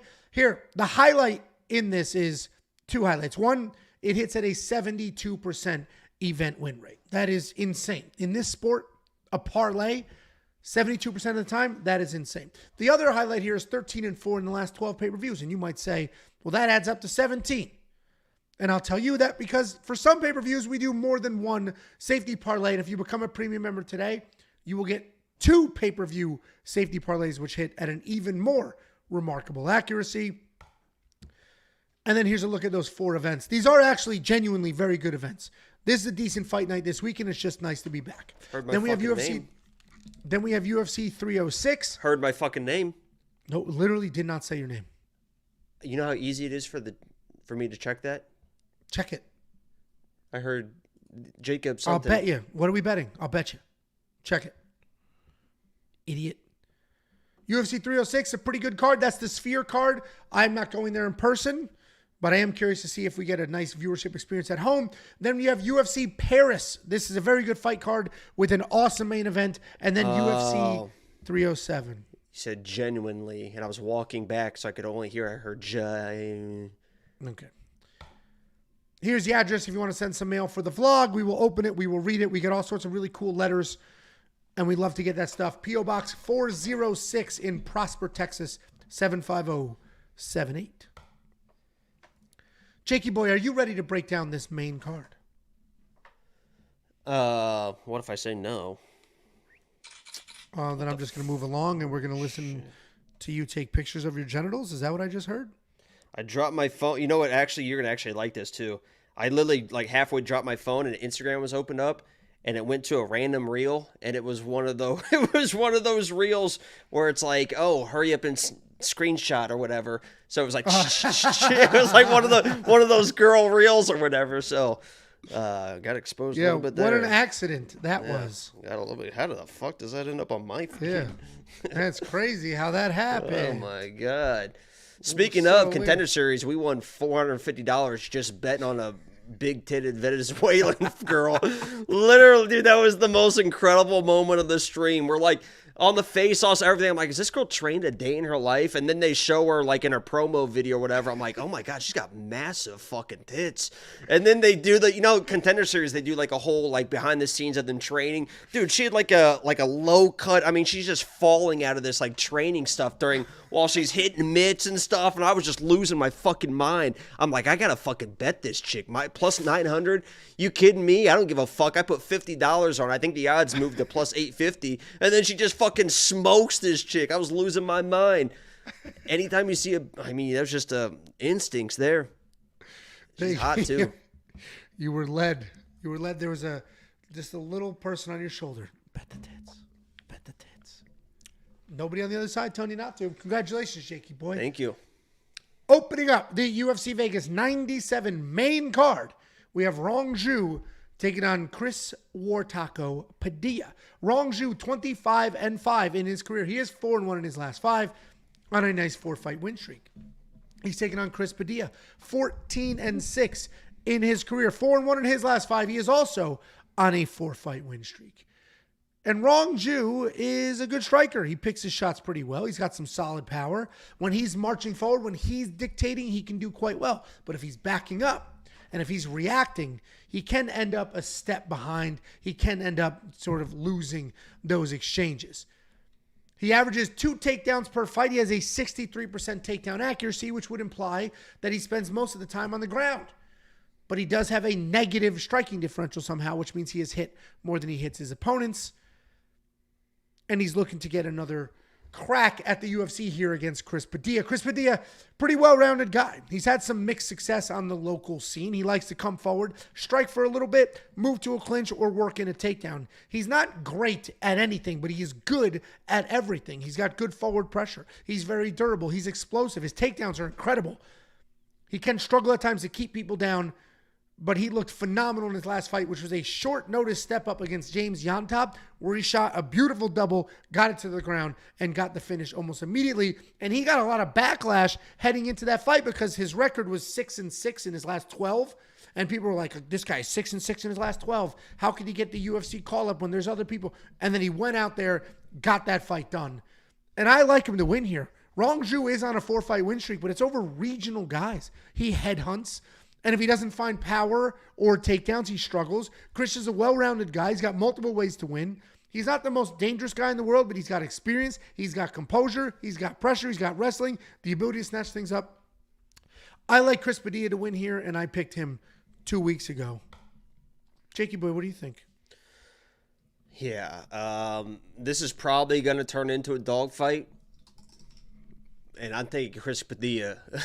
I'm taking Chris Taco Padilla in a dogfight 10 out of 10 times. I fucking absolutely love this kid. And I say kid because the way that he talks, the way that he acts, the way that he fights, he seems like he is just a savvy veteran. And he mentioned, I think it was a change of camp like 4 fights ago, or a change of mentality. And you could really see those differences. He is starting to come into his own and believe his own abilities inside the octagon. They asked him after his last fight, are you surprised how easy the takedowns were? I mean, those were beautiful. I mean, he had like 3, like just pick up, just cut the angle, blast doubles. He looked at the camera and said, no, I'm not surprised. He knows how hard he is working. He's only 28 years old, still coming into his own, but he's such a well-rounded guy. He has that Muay Thai striking, nasty elbows, the offensive wrestling, the defensive wrestling as well. And I believe when push comes to shove, when this turns into Rongzhu trying to just out-pressure Chris Padilla, he can kind of flip that switch on Rongzhu and kind of really turn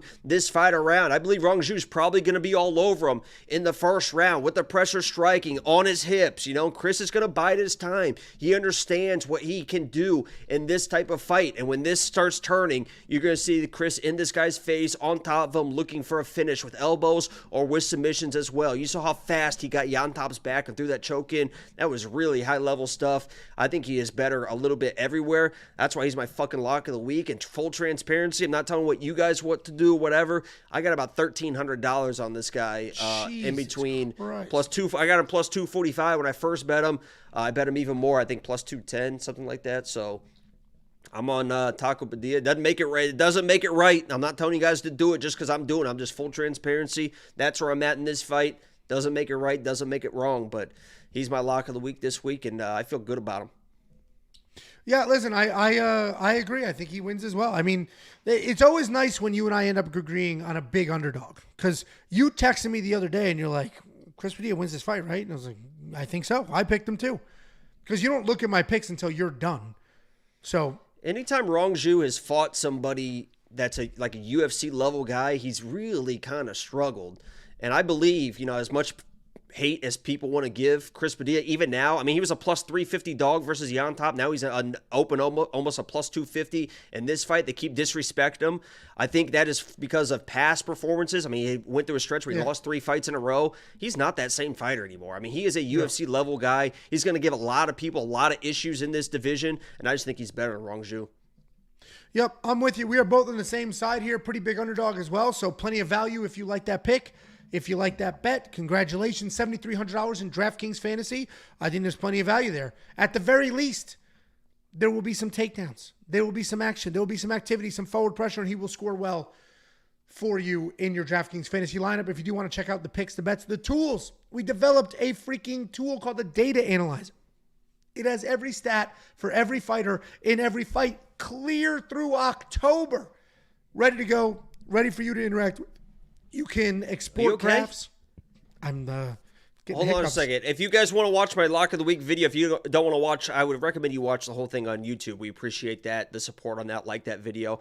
But also, just the videos on my Instagram, and I sent it to Chris, and he put on his Instagram. It said it made him cry. It's a little bit of a different video. More, usually it's like all these like crazy highlights and stuff. This one's like almost like you can see like his journey. I thought it was pretty good. So if you want to look at my Instagram, he put on his too, and it said it made him cry. So it was good. It was a very good edit. They always are, but yeah, you're right. It was a different feel. WeWantPicks.com. Click become a member. At the top, unlock the picks, the bets, the tools, that data analyzer that I was talking about. It's going to give you a full tape index so you can watch the fights of these actual fighters. You want to see Chris submit James Yanal? Great. Go to tools in the menu, click data analyzer, pull up Chris Padilla's name. You'll see all his stats. Look at his fights. Click the button. Bang. Fight pops up. You can watch it. Next up, at UFC Vegas 97, we have Trevor Peek taking on Yanal Ashmouz. Trevor Peek. 9-2 in his career, 3-2 in his last 5. He's coming off the decision loss to Charlie Campbell. He's taking on Yanal Ashmouz, 7-1 in his career, 4-1 in his last 5. Trevor Peek. Coming off his that might be the longest sentence he has said. He might not even be able to spell that. My name's Trevor Peek. Groot. I am Groot. Listen, I'm going to say some interesting things about Trevor Peek, and then I'm going to pick Yanal Ashmouz. Trevor Peek, let me compliment. We're going to do the compliment sandwich strategy here. I'm going to say something good, say something bad. We're going to finish it with something good. Trevor Peek is insanely tough. Like a therapy thing? You learned that in school. Well, so in Connecticut to coach. That's like a weird way to be mean to somebody. In Connecticut, it's not say something mean in the middle. It's you say something nice. I did my job. Shut up. You say something nice, then you give your constructive criticism, and then you finish it with something nice. Anyway. I understand the concept. I just didn't know. It seems like a weird, you learned that at like a sales conference or something. I learned it in your telemarketing when you had that telemarketing job. In order to coach in Connecticut, like at the high school level, you need to go through a whole certification and all that stuff, and that was in there. I did my job. Okay. So let's build the sandwich. Trevor Peek is very, very tough. Trevor Peek has 0 fighting skills whatsoever. Trevor Peek has great hair. Okay? There's your sandwich. And there's your breakdown. Wow. The guy's nuts. The worst part about that is I think that might have been written in your script. Like you thought about that. It's not. Setup. I've broken this fight down 3 times. I just thought about it on the fly. Yeah, okay. Well, that makes me feel better. Oh, it wasn't. You didn't like that at all? I thought that was and then he's got nice hair. That's it. That's the other. Yeah. What are the other compliments? He's taking on Yanal Ashmouz. This guy's pretty well-rounded. Does a great job making adjustments in fights. He'll go from striking to grappling, grappling to striking. He'll work in a spinning attack or two. If he can't make the adjustments, he will try to rely on his wrestling. He does have a decent chin, very solid base, can be heavy on top if he gets you to the ground. Nothing amazing about Yanal, but he is very, very tough. He had an injury in his last fight, continued to move forward, continued to try to make stuff happen. He did lose to Chris Duncan, but he was still bombing away, showcasing that toughness. And listen, I'm dogging, and I have been dogging Trevor Peek for his actual fight skills over the last 2 weeks. The reality is, if you go watch his last fight against Charlie Campbell, which I did multiple times because I was trying to find the clip. Remember in his last fight, Jacob, where he was literally just grabbing Charlie's arm and twisting it in random ass directions, hoping that it might do something? Oh, yeah, because you were being very racist. What? You were being very racist when you were describing what that is. Oh, an Indian burn? That's not racist. That's been called forever. That is literally, do you know why it's called that? But don't explain why, because I don't want it to be an issue. But you understand why. No, I don't. That's just what it was called. Well, I explained it before. It's because what happens to your skin. No. It doesn't need to be explained. Either way, Trevor Peek. And I apologize. I fully support the Native American community. Tiffany is a Native American. Oh, is she part Cherokee? I don't know what it is, but her family... Is she part Cherokee? Her family lives on the reservation. Tiffany is Native American. I got that on my TikTok feed lately. Is everyone's part? Oh, I'm part Cherokee. They're all part Cherokee. I don't know what she is, but you know who else is? I'm Native American. I'm part Cherokee. And Tiffany looks at now that I bet Trevor Peek's part Cherokee.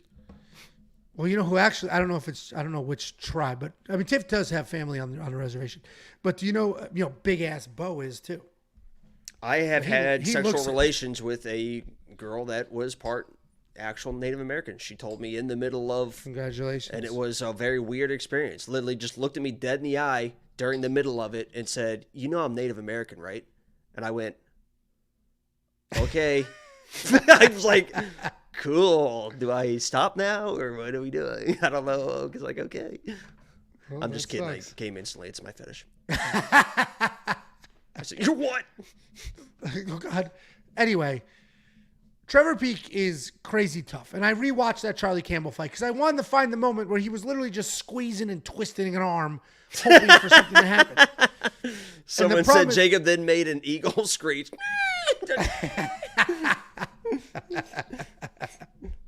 That was Ty Betts. Ty Betts also told you to shut up and talk about fights earlier. So this guy really needs to pick and choose. No, he's talking to you, not me. No, it was literally you. No, it was literally, he knows I'm funny. It was you because you kept talking about that nobody basketball would player. Ever it was you. Nobody would ever fucking talk to me like that. Not in here, not in my face. I'm going to scroll up and I'm going to find it. I'm going to fucking pin it.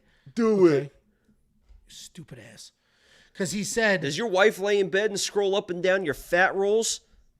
That doesn't even make sense. It's just mean to be mean. Anyway, Trevor Peek is very tough. That's my one and only concern is he's a guy who will never quit for any reason under any circumstances. So Yanal Ashmouz is going to have to mind his P's and Q's the entire 15 minutes. But skill for skill, technique for technique, there's wild gaps between these two. Yanal is just a straight up better fighter, but Trevor, in all seriousness, is so tough. He's exactly what you want in a fighter. If you're building a fighter, he's male Mackenzie Dern, and that's not even being mean. Yeah, no, that's a great he will nonstop. Just take his beating, move forward, never he's exactly what you want in a fighter when you build him. The skills will come, they're just not there yet. So I'm picking the better, more skilled fighter in Yanal, but there's just something terrifying about freaking Trevor Peek. What do you think, Jakey boy? While I look for this fucking comment, there you go. Here it is, you dumb dick. Okay, bro, let's talk MMA. Everyone knows you like NBA with that super random comparison. Okay, this was him telling you to shut up. That's you because you went on and on about you were going on and nobody knows you're talking about. Yeah, nice try. Go ahead. Didn't I just break it down? What'd you say? I thought I just did the whole breakdown. Who'd you pick? Did I do the whole breakdown or not? No. Oh, man. That's not a good situation for the rest of that card. I'll tell you that. Can we go, dude? What are we doing? Is this a bit? I don't know what's going on. I'll be honest with you. Do I need to do this breakdown? Yes or no? Yes, please. Okay. Listen, Trevor Peek is a fucking tough son of a bitch, and he's starting to slow it down, right? His last fight, he's a little bit more controlled. He's still going to throw the wild hammer fist. He's still going to do try these wild takedowns and stuff like that. I just don't think Yanal is going to have the volume. I don't think he's going to be able. If you have the Yanal side, you have to imagine, in my opinion, that he's going to put Trevor Peek out. I don't think he can put Trevor Peek out, and if he can't put him out, I think Trevor Peek's just going to just do enough stuff to win the fight. I mean, he's just constantly doing shit. I mean, he literally, you saw sometimes when you're just constantly doing shit, people just give you the fight. I mean, Tabitha Ricci was my lock of the week a couple weeks ago, or whatever that was, against Angela Hill. She just did more shit. She wasn't hardly landing anything more, but she just did more shit. And when you're just doing more shit, you're going to win more decisions. I don't think Yanal has the volume to keep up with a guy like Trevor Peeks unless he puts him away, and I don't think he's putting him away. I think Trevor Peeks is going to just do more shit, win the fight. So, yeah, listen, I have some buyer's remorse. I bet on Yanal. I saw him as an underdog. I immediately was like, dude, Trevor Peek's not good. Yanal actually is pretty good. And Yanal's a guy that's made me money as an underdog before. We both picked him. I bet on him versus Sam Patterson. Yeah, that was so easy to read, though. You know, yes, Sam was very hittable, and so is Trevor. But Trevor's it wasn't. I mean, easier for us. I mean, it wasn't. A popular pick. I mean, everyone's like, "Oh, Skeletor's gonna fucking." It's like, no, dude. He hangs his chin, and this dude's got power. Yeah. No, and maybe that's why when I saw the matchup, I saw Yanal was a dog. I was like, "Ooh, here we go. Let's do this again." But as time goes on, I know, and I'm getting more and more. I rewatched the Charlie Campbell fight. Literally specifically to find that spot. So when I'm trying to find a specific spot, I'm just moving forward and backward. I'm like, damn, dude, he's just not stopping. Ends up taking 20 minutes. I could have just watched. Yeah, you just watched it. No, it was. But that's the moment where I was like, fuck, I fucked up with this bet because Trevor Peek it's just so tough. You got to hit him with a 2x4, and he's still gonna just move forward. So either way, I made my bet. I bet on the better fighter. Yanal is the better fighter. I think everybody agrees. It's just, can he be the better fighter for 15 full minutes? And we will find out. If you do want to check out all the other picks and the bets, the artificial intelligence. What? I didn't say anything. I didn't fucking say anything. WeWantPicks.com. Click become a member at the top. I did my job.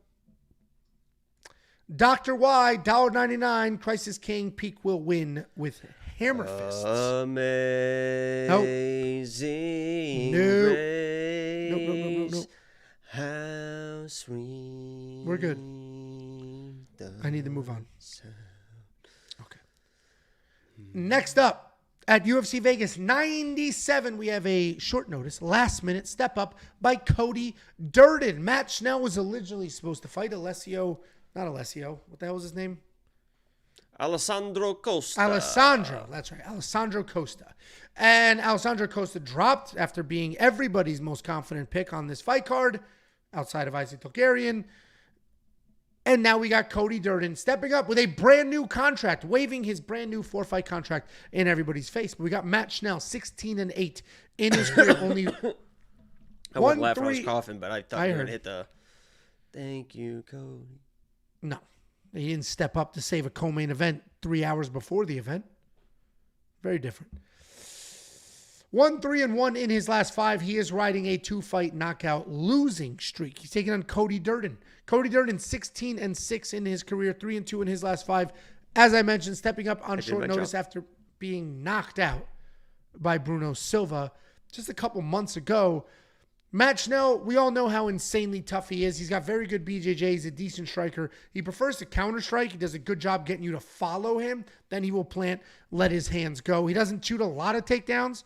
He averages less than 1 takedown per 15 minutes, but his BJJ is slick. He'll snatch things up in scrambles, but he can struggle to get fights to the ground with only a 44% takedown accuracy. He's coming out that knockout loss to Steve Erceg, where he did bring the fight. He charged forward, but then got caught. Taking on a short notice step up in Cody Durden. Cody's a pressure wrestler. He's averaging almost 5 takedowns per fight.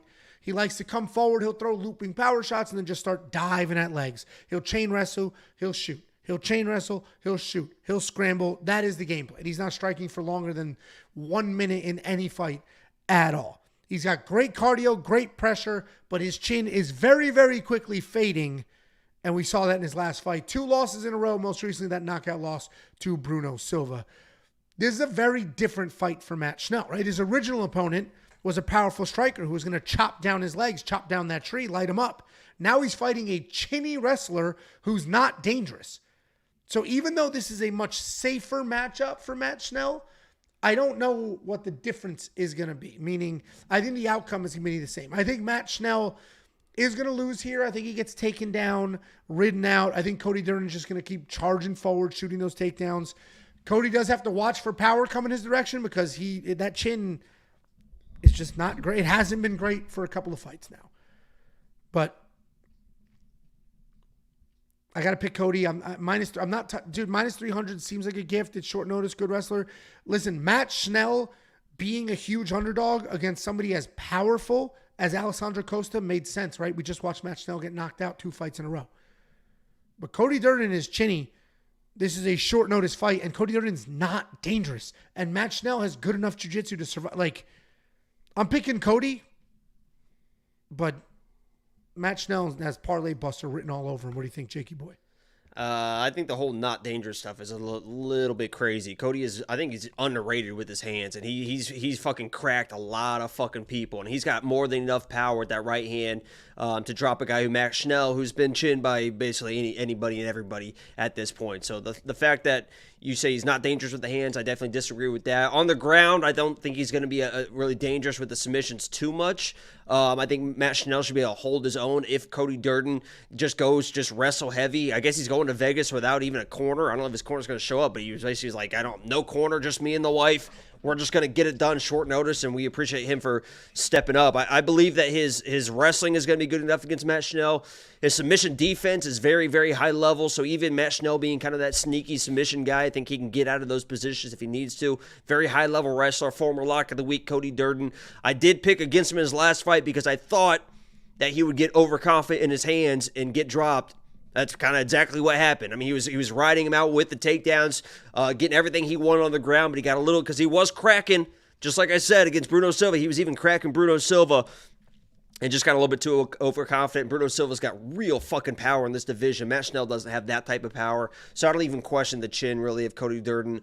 He just ran to a powerful guy. I'm not worried about Matt Schnell. I think Cody Durden should smoke him everywhere. I have to assume this guy works hard, that he's going to be in shape. Okay. That's the only thing that would really worry me a little bit, is maybe short notice. Is he going to gas with a high wrestling game plan? But he seems like a guy that's like a 24/7, 365 guy, and the smaller guys never really gas anyway at that level. So I agree with you on the cardio. I disagree on a whole bunch of other shit.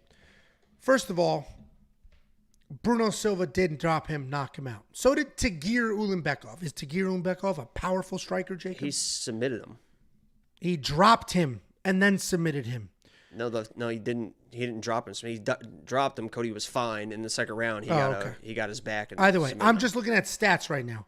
Do you think Muhammad Makayev is a powerful striker? Because he dropped Cody Durden as well. He didn't drop Cody Durden. Okay. Dude, Cody Durden got a submission in the first fucking 30 seconds. I'm just looking at the stats. He was dropped by Muhammad Makayev. Blasted him on the way in. Cody Durden has 10 fights in the UFC. He's very powerful and dangerous offensively. Guess how many knockdowns he has in his UFC career? 1. And guess who it was against? Failed underdog lock of the week, JP Bays. Okay? There's some perspective. The dude who you said is dangerous and disagreed with me, you said it's crazy you're saying he's not dangerous. He has 1 finish in the UFC, and it was against JP Bays, who is no longer employed by the Ultimate Fighting Championship. He has been dropped by 3 different people. 2 of them are wrestlers. There's your perspective. Ready? We both picked the same guy. Ready? Let's play a game. Okay, let's play a game. Odds aren't dropped yet. Okay? But when the odds drop, you're very confident that he will not win by knockout. I'll put $100 on him to win by knockout. You give me the odds. It's going to be +4, +5, maybe +600, something like that. Right? I'll give you 100, and you're going to pay me back the odds because you know he's not going to win by knockout. Okay. Oh, what's about to happen here? Back it up, Angelo. Back up the fat fucking ass truck you've got. You fucking diarrhea bitch. Bet it right now. You went on this full fucking rant about how he can't knock anybody out. No knockdowns. Just straight fucking odds. I'm taking KO. You're taking not KO. $100 to wherever the fuck those odds are, you fucking pussy. Yes or no? Just say yes or no. I'll take KO, not TKO. Not a wrestling elbow Get bullshit. the fuck out of here, you fucking pussy bitch, dude. Okay, see? Wrestling bullshit is not I'm talking about knockdown KO. One punch, dangerous power. Stupid ass. You're not a wrestling stupid bullshit. Ass. That's what I thought. We both picked the same fucking guy to win. Matt Schnell, $6,700 in DraftKings Fantasy. Listen, I'm not betting Cody Durden straight up. I'll take the other side of that Jacob bet, but I'm not. It's knockout, not TKO. No wrestling, knockout. We can keep those same odds. Let's see what happens when they drop. Do you accept that? No, if he knocks him down and then finishes him, you're gonna be no, like, yeah, that counts. No, that counts. No, that counts. If there's a registered knockdown, then that'll count. I'm talking about that. You want to just bet a knockdown? You want to just give our own odds for a knockdown? Yes, let's do that. That's the easiest way to solve this problem. Yes, let's do that. You make the odds up right. I think it's okay. What do you think the odds are? 3 to for 1. Just a knockdown? 3 to 1? Yeah.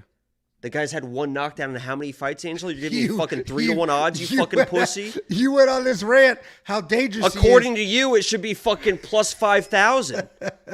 4 to 1. Let's split the difference. 4 to 1. It's got to be more than 5 to 1, the way you're talking. Well, there's 2 of us talking, so we got to split the difference. Well, I think it should be 6 or 7, so we're not even close to the middle. I'll give you 4. Just do 5. $100 to 500. He scores a knockdown.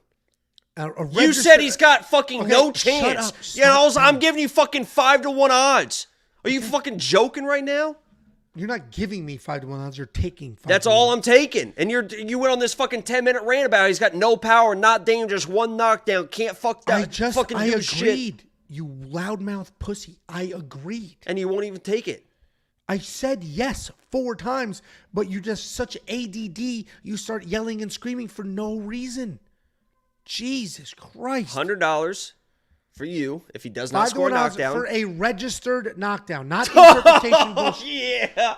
Dude, those knockdowns, if he fucking knocks him down to a knee, they're not going to fucking score a knockdown, but it's clear he fucking dropped him with power. This should be just a common sense knockdown.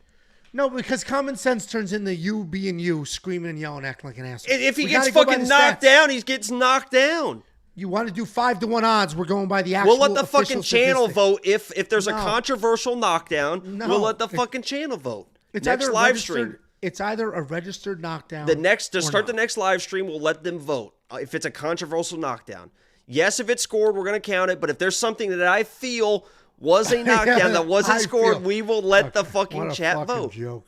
500. What a fucking joke. This is why I have no voice. Just screaming at idiots. You only scream when she pegs you. Just become a premium member, guys, please. WeWantPicks.com. It's great. It's great value. And we don't yell. Next up, at UFC Vegas 97. Garam, what are you doing here, buddy? We have Kyle Nelson taking on Steve Garcia. Steve Garcia, 16-5 in his career. 4-1 in his last 5. He is on a 4-fight knockout win streak. I'm pausing dramatically. That is a wild win streak to be on at this weight class, let alone by all knockouts. Are you shitting? Are you shitting in your chair? Dude, the way you, like, that was a weird, it looked odd. My bad. Taking on Kyle Nelson. Kyle Nelson, 16-5 in his career as well. 3-1 in his last 5. He's put it together in a nice little 3-fight win streak of his own. Kyle Nelson, we'll start on that side. Solid striker, very real power in his hands. He's been in the UFC since 2018, but he just got his 3rd win now. bringing his overall record to 3-4-1. Good takedown defense. Does a really good job using your shots, your takedown attempts against you. Stuff the head, spin, sprawl, create a scramble, end up on top. He developed some power. He's looked better than ever in his last couple of fights. He's coming off that upset knockout win over Bill Algeo where he pressured forward, came out swinging, and was cracking hard. Taking on Stevie G. Stevie G, despite having some very good grappling and being a solid grappler, has made a name for himself with his striking and his boxing. He likes to come forward. He's got big strikes. He either puts you away or he'll use it to set up the takedowns. His striking is solid, nice movement, big power, decent speed, and he's not afraid to mix it up. He will 100% chase finishes. I mentioned he's on a 4-fight knockout win streak. If he wins this fight by any means, let alone by knockout, but if he wins this fight by any means, he has the longest active win streak of anybody in the top 5 of this division. It's insane. He's quietly going out there, putting people away. Finally now this week, I'm starting to see the hype. I'm starting to see, lots of people picking him, people betting on him. Everybody's all over Steve Garcia. I do think Steve Garcia wins. I will caution you here. Let's put it this way. He's not in the safety parlay. And you know what? A few months ago, he would have been. It would have been like Kyle Nelson's not good. Steve Garcia knocks him out. That's what the narrative would have been. But I think we saw Kyle Nelson is good. He is putting it together. And you need to be able to look at these fighters, look at their careers, look at their last fight compared to the fight before that. And Kyle Nelson is a guy that's improved pretty quickly. Steve Garcia's looked good. He's on a tear. I'm picking Steve Garcia, but I'm being very careful with my money here because it wouldn't be the first time Kyle Nelson played spoiler. What do you think, Jakey boy? Do you know Larry Folsom? No. The referee? No. Huh. He's fucking dead. So, I didn't know. It's like the Florida MMA scene, and you did MMA stuff in Florida, so I didn't know if you knew. He looks like a fucking like a ref that I know that I've seen before in some of those fights. I don't know if you knew him, but yeah, he's fucking dead. Yeah, I'm going Steve Garcia here because I can't. It's just one of those situations where, like, until he proves me otherwise, I'm just going to keep fucking picking Steve Garcia to weather whatever storm, because I think in his last 2 fights, he lost the first round and still ended up winning the fight. And the reason he's losing or dropping rounds is because people are kind of just holding him and wrestling him. Cal Nelson's not really that type of guy, and I think Steve Garcia, the pressure's going to be too much. And if it goes to the ground, Steve Garcia has shown as well. He can be just as dangerous on the ground, so I'm going with Steve Garcia here. I think Kyle Nelson, as much as success as he's had, feels more of like a flash in the pan type of success rather than like a real actual contender. But if he comes in and beats a guy like Steve Garcia, who people are really having troubles with, I mean, he could be a guy. So this is a big fight for both these guys, I believe. One is going to prove that they are that dude. The other one probably is just going to be one of those 16-5 type of fighters in the division. So I think Steve Garcia pulls it out. Yeah, I mean, we're on the same side, but you agree that this? I haven't bet him. A 5-5. Yeah, okay, thank you. I was trying to figure out the best way to word that. I think I would have it minus 140, minus 150, probably most is where I put Steve Garcia. Should be the favorite, but he puts himself in some situations. He charges forward. Yeah, he charges forward, chasing those knockouts. And we've seen this before. Like, some of these guys hit these streaks, they start to feel themselves. He's a good grappler, and he may not even attempt to grapple here. He's on a 4-fight knockout streak, fell in love with his hands, and that might be the way it goes. But I do think Steve wins. We're both picking Steve here, but I would caution you.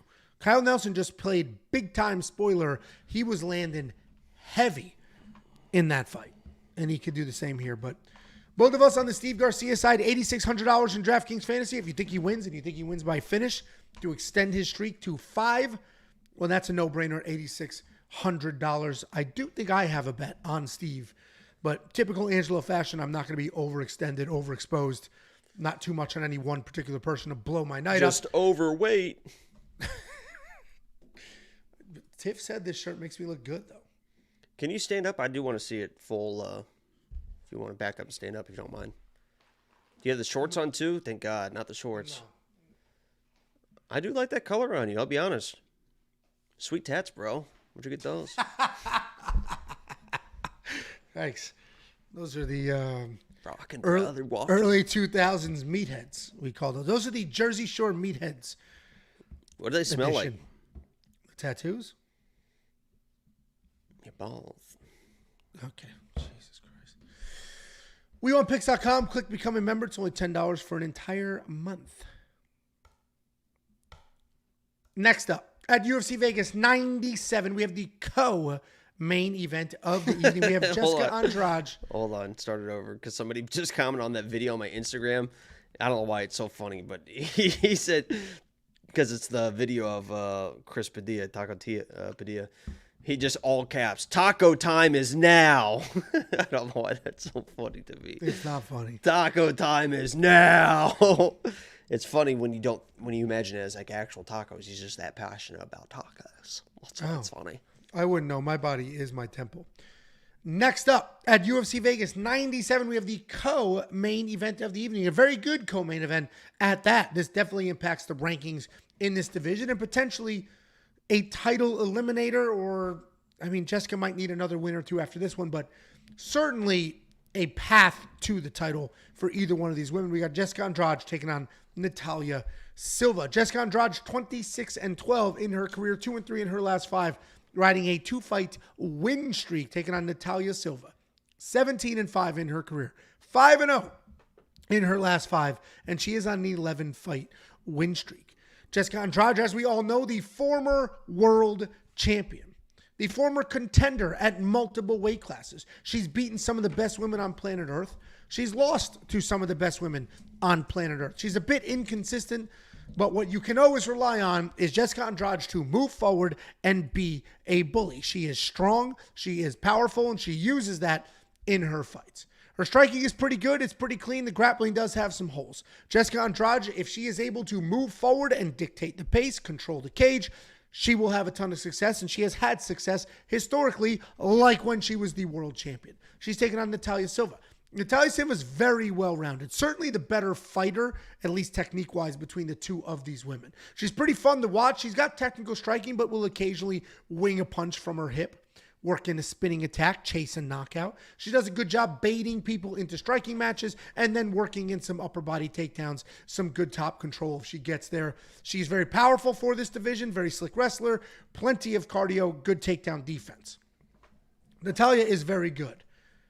We don't know how good she is just yet, but this is going to be a great fight to find out. And that win over Jasmine Jasudavicius just ages better and better and better every time Jasmine fights. I think Natalia Silva is going to win this fight. I think she's the better fighter in this matchup. But anytime you get Jessica Andrade, and anytime she can get her hands on somebody, you don't know what you're going to get, because Natalia Silva is a bit of a point fighter. She can be dangerous. She does have some skills, but she doesn't go all in on hunting finishes. She'll throw some kicks. She'll circle. She'll manage range. She'll just outpoint. I think Natalia Silva wins this fight. But somebody said to me the other day, why isn't Jessica Andrade in the safety parlay? And it's like, why isn't Natalia Silva in the safety parlay? It's like, well, Jessica Andrade is a former world champion, and Natalia Silva, like, this is by far the biggest fight of her career. So I do think she wins. I have a bet on her. There's going to be a lot to learn here. We're going to learn from it. Natalia Silva is the pick. What do you think, Jakey boy? Yeah, let me just start off by saying, big fan of both these women, right? I think Natalia Silva is absolutely bubbly and beautiful and strong and independent and beautiful and strong. And she's got, I love her shoulder muscles and her triceptical muscles. Great quads on her as well.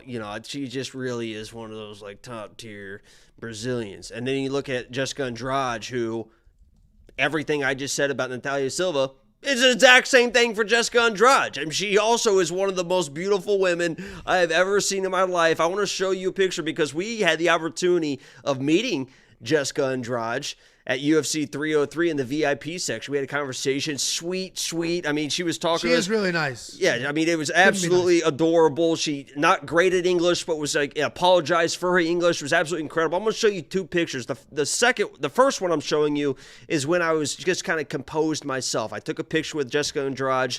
I was like, oh my God, This is Andrade. There's me and the most beautiful. I mean, look at those eyes and that smile. Absolutely incredible. But what I want to draw your attention to her first. neck is bigger than yours. Yeah. I mean, it's incredible. I would love to.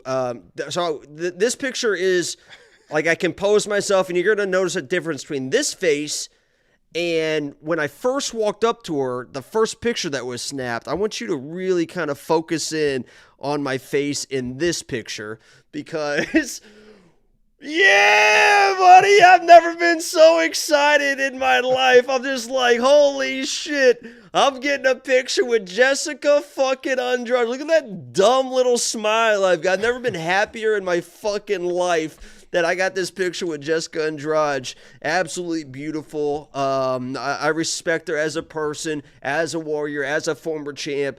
She's getting fucking smoked, dude. She's getting absolutely fucking smoked in this fight. Let's go down through her wins in the past fucking 8-9 years, or 6-7 years, whatever it's been.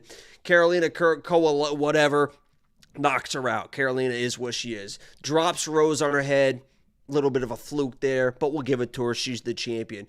Gets smoked by Wei Li, loses to Rose in the rematch, is split, beats Caitlin Chukagian. All right, it's Caitlin Chukagian. That's a good win. That's a good win.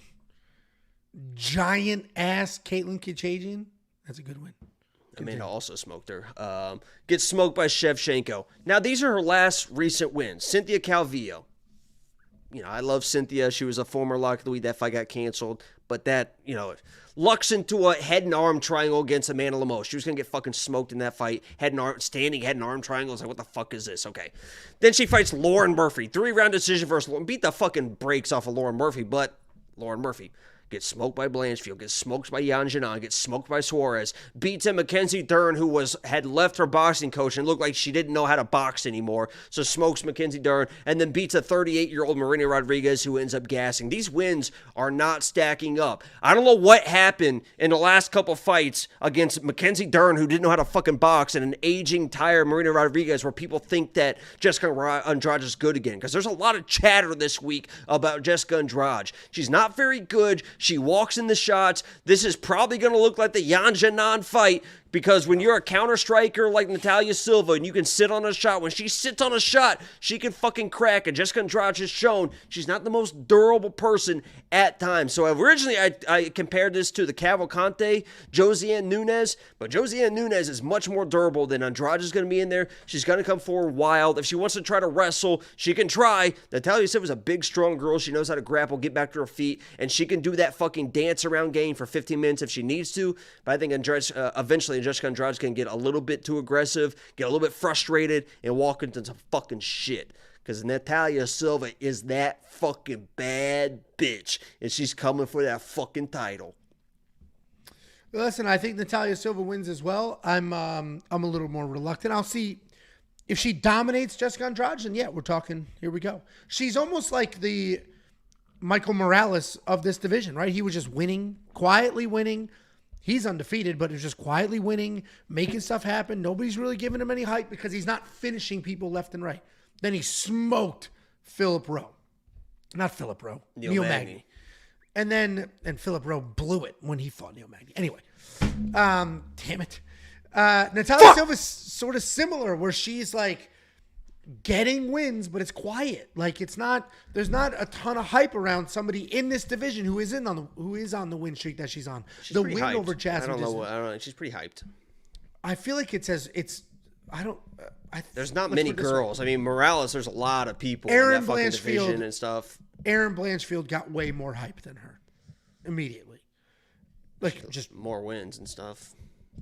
I don't know. I just feel like Natalia Silva's looked spectacular. Obviously, these odds reflect it. And I do think more and more people are looking at it after she beat Jasmine. And now Jasmine goes out there and beats people. And it's like, oh, shit. Who did Jasmine lose to? Oh, okay. Either way, Jasmine's you and I... fighting... Yeah, who the hell is she fighting again? It's a tough fight. Who is it? Can't remember. Oh, it's Ariana Lipski, isn't it? Yes. Sounds right, yeah. Because Ariana's gotten good. It's not Lipski anymore. It's she's married. Sorry, Jacob. Anyway, Natalia Silva We're both on the same side. You think she can finish Jessica. I think she just point fights, hangs out on the outside, dances around, wins. Does not cover her DraftKings salary. I think $9,000 is very, very expensive for a point fighter.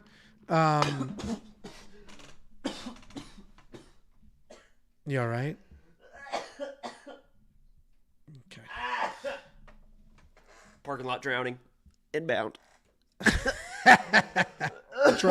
This is why this is why, and I almost said something when I went out there. I went out there when you were doing one of those stupid fucking promos, and I was going to get a bottle of water. I'm out of fucking bottle of water, so now I have to drink out of a cup like a fucking poor water? person, like a fucking peasant. No, it's refrigerated water. It's not a fucking I know, I'm faucet. teasing. You know what? Tiffany doesn't. Buddy. Tiff doesn't drink refrigerated. I pound refrigerated water. Tiff doesn't drink refrigerated convenient, like a bottle of water. I just love it. I love the convenience of just like you put your lips around it. It's like where this is like it's too big. You do the it's torpedo. Like, and I just died. I almost literally just died. There you go. Either way, we're both on Natalia Silva side. Do you think she covers her $9,000 salary? She's gonna finish her. I disagree. I'll bet this goes to decision. Okay, what are the odds on that? I don't know, but you're giving it to me. Fucking dork. It goes the distance. It's plus 120. I'll give you even money on it. You have minus 150. You think it goes the distance, but we'll make it even money. You said goes the distance is plus 120. Is minus 150, you stupid bitch. That's why I'm giving you even money. I'm being the nice guy here. Thank you. I appreciate it. How much you want to bet? And don't say fucking $50. $58. I'll do 100. His fucking loss. I was about to do 100. Fucking nerd. If you guys want to check out the picks, the bets, the round line leans, the tools, the artificial intelligence, and more, WeWantPicks.com. Click to become a member at the top. We do have a super chat. This is from somebody who made a fake screen name called Tiffany Bodetti. Sent $2.79 Canadian. Jacob, come back to bed. What the fuck? Wow, what the fuck was that? I mean, whoa. Well, that was funny. Right,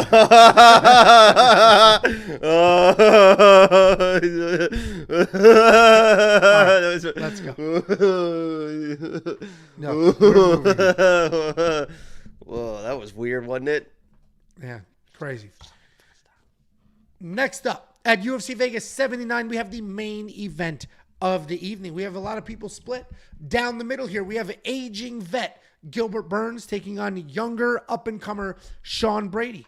We got tried and true Gilbert Burns, not afraid of a fist fight. Gilbert Burns, former 155-pounder Gilbert Burns, taking on Sean Brady in a fight night main event. Gilbert Burns is 22-7 in his career, 2-3 in his last 5. He is on a 2-fight skid. Taking on Sean Brady, 16-1 in his career, 4-1 in his last 5, coming off that submission win over to Kelvin Gastelum. We all know Gilbert Burns by now. Little compact guy, he's going to move forward, not afraid to engage in a striking match, should be looking to get it to the ground, doesn't always do that, very good grappler. He's insanely tough. He's very durable for the most part. He's going to move forward. He's fought some of the best people on the planet. He's had success against pretty much all of them. Even Kamaru Usman, if we go back a few years when he dropped him in that fight before getting finished. He is coming off of that finish loss to Jack Della Maddalena where he was winning that fight. He was going to beat Jack Della Maddalena before catching a knee late in the third, which saved all of our bet slips. But Gilbert Burns did look good going into that third round. He's taking on Sean Brady. Sean Brady's a high-level grappler. He's got some power in his hands. He plots forward. He'll throw some bombs. He'll even work in a spinning back fist for no reason whatsoever. But then he will be all in on the wrestling. He'll shoot some takedowns. He can be pretty aggressive in those takedown attempts. He'll chain wrestle if he needs to. Once he gets to the ground, he's got very, very, very good jiu-jitsu. Good control on top. Good aggression on the ground. He'll snatch things up, no problem. He averages more than 3 takedowns per fight, and he's coming off that insanely, surprisingly one-sided win over Kelvin Gastelum, where he had 5 takedowns and the eventual submission. If I didn't see what Sean Brady did to Kelvin Gastelum, I'd probably be a little wishy-washy here. But he looks so freaking good against one of the most durable guys in the division, against the guy that could just show up one day and be a world champion. against a guy who has Division I collegiate wrestling experience, and Sean Brady just burned right through him. Out-wrestled him, out-grappled him, and got it done.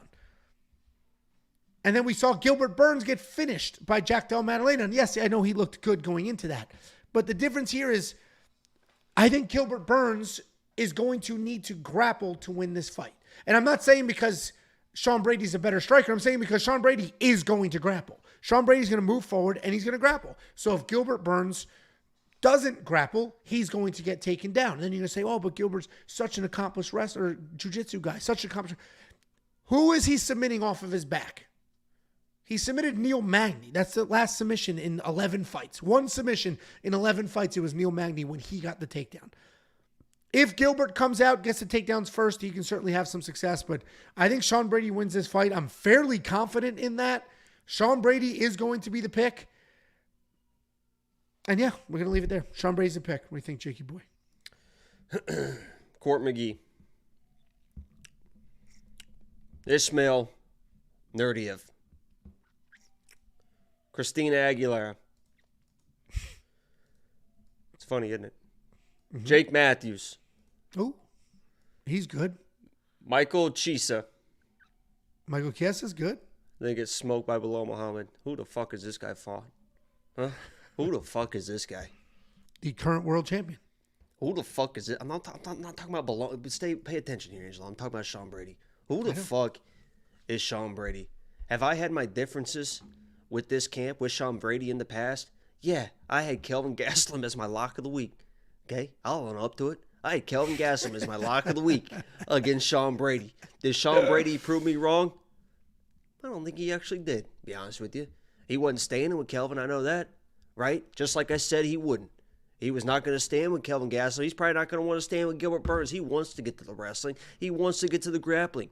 And against these people, Christine Aguilera, Court McGee, Michael Chiesa, that's going to work. You're going to be able to get those takedowns, right? 3-round fights. You're going to be able to do enough. A lot of these are decisions as well, right? Just kind of grinding people out across 3 rounds that aren't really on that level caliber, haven't been in those 5-round fights, haven't fought for titles before, like this guy, Gilbert Burns. The fuck is Sean Brady going to do to Gilbert Burns? He's going to ride him for down. 5 rounds? You're going to do that for 3 fucking rounds to win 3 rounds and not get tired? The fuck he is, Angelo. He's going to fucking get tired. He's getting tired against Chiesa in a 3-round fight. Burns has been there, done that. He's going to make this kid work. And, I mean, he's not going to get taken down and just lay in guard. Are you fucking kidding me? It's Gilbert Burns. He's going to make this guy work, and eventually this guy's going to get tired. And when he gets tired and he can't hang in the right, he can't get these takedowns, guess what? Now he can't do enough in the striking to fucking defend himself. You already saw that against Bilal Muhammad. Bilal Muhammad stayed in his face with the pace of pressure, beat him up. Gilbert Burns is the guy that did drop Chimaev. He did drop Kamaru Usman. If you look at the list of the people that he's been fighting compared to the people that Sean Brady has been fighting, yeah, he's losing some fights, but these are the top of the top for the last 10, 15 fights, whatever it is. I understand he's 38 years old. I understand people are concerned about the shoulder. I don't give a fuck. He's going to come in, and this is going to look like the most typical prospect versus savvy veteran over a 5-round fight. Sean Brady might have some takedowns and look good in that first round, or maybe because it's a 5-round fight, he tries to pace himself. And if Sean Brady's not winning the first 2 rounds at least of this fight or doesn't find a finish, he's going to fucking lose if he drops one of those first 2 rounds. There's no doubt about that. I don't think he's going to finish Gilbert Burns, and he's going to have a fucking hard-ass time to do what he wants to do over 5 rounds against a guy that knows what the fuck he's doing and has been there, done that for 5 rounds. And if Sean Brady proves me wrong again, I'll buy 10 of his shirts and I'll give them away on the channel. That's my promise. Okay, if he proves me wrong again, I'll go and I'll buy 10 of his merch shirts and we'll do a little giveaway, and that'll be my apology to Sean Brady once and for all. But I think Gilbert Burns is going to fucking show that there are levels. Sean Brady's fought fucking nobody. Well, you can't fight somebody until you do, you dumbass. You're the same person that Well, he did, and he got fucking smoked. That's and the that point. guy became the world champion. And Gilbert Burns got fucking smoked. Gilbert Burns was also What happened when Gilbert fought the world champion? Yeah, he dropped his ass, you dumbass, you stupid and then he got bitch. Finished? Did he he get dropped finished? his I'm trying ass to and was remember. nearly the world champion himself. So, yeah, he got smoked by a world champion, and Sean Brady is getting ready to fight another guy who was, quite frankly, seconds away from being another world champion. That is the point there, Angelo. Great job getting there. So Gilbert Burns was finished in his world title fight. Got it. So that's what I was looking for. Idiot. I'm an extra large. I'll take one of those Sean Brady shirts and I'll wear it proudly. There you go. I'll buy 10 of them. We'll do a little giveaway. It's not going to happen, but Sure. who the fuck is Sean Brady? Okay. $7,500 in DraftKings Fantasy. You got Gilly in your lineup?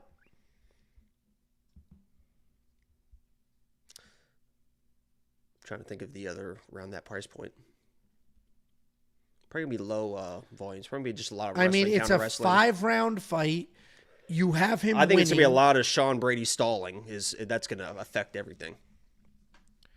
If you think Gilbert Burns wins, $7,500, it's 5 rounds, especially if you think there's some wrestling. But somebody's not as confident as their loud shouting was. $8,700 in DraftKings Fantasy for Sean Brady. I think I will spend that because I do think he wins this fight. We got 5 rounds to work with, and I think we're going to get some takedowns. WeWantPicks.com. Click Become a Member at the top. It is only $10 for an entire month's worth of access to everything that we do. That is the breakdown, guys. We appreciate every last one of you. But before we move on, let's take a look at that safety parlay. This is included in premium membership. It hits at a 72% event win rate. 13-4 in the last 12 pay-per-views. And if you sign up today, you're going to get 2 pay-per-views, 4 events total. You're going to get tools like the Data Analyzer. This will give you all the data you could ever want or need heading into a fight week, including a full tape index. You're going to get the Prop Hunter, curated set of data specifically designed to help you find prop bets. You're going to get the line movement tracker. This is going to give you the opening odds, the current odds, win probability, and the line movement for every fighter on every card. You're going to get the DraftKings Optimizer preloaded with the best DraftKings projections in the game. You're going to get Baby Artem, giving you PFL, Bellator, Dana White Contender Series picks, and an artificial intelligence giving you picks based solely off of historical data. And all of that will be for 4 events. That's $2.50 an event. WeWantPicks.com. Click Become a Member. It's only $10 for an entire month. And if you want 50, we'll send you 50. WeWantPicks.com/bets.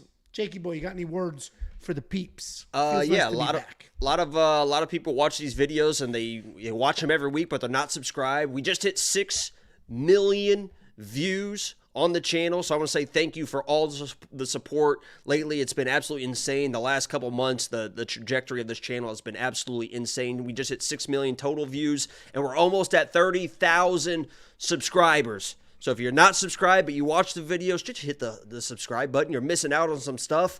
We do interviews and stuff now, and obviously the Lock of the Week stuff and the random streams, and I'll be live Saturday, so let's have some fun, make some more money Saturday in the live streams. You guys, there's like 1,000 of you that show up every live stream. I mean, we're getting 800 people to watch the Contender Series with me on a random Tuesday night.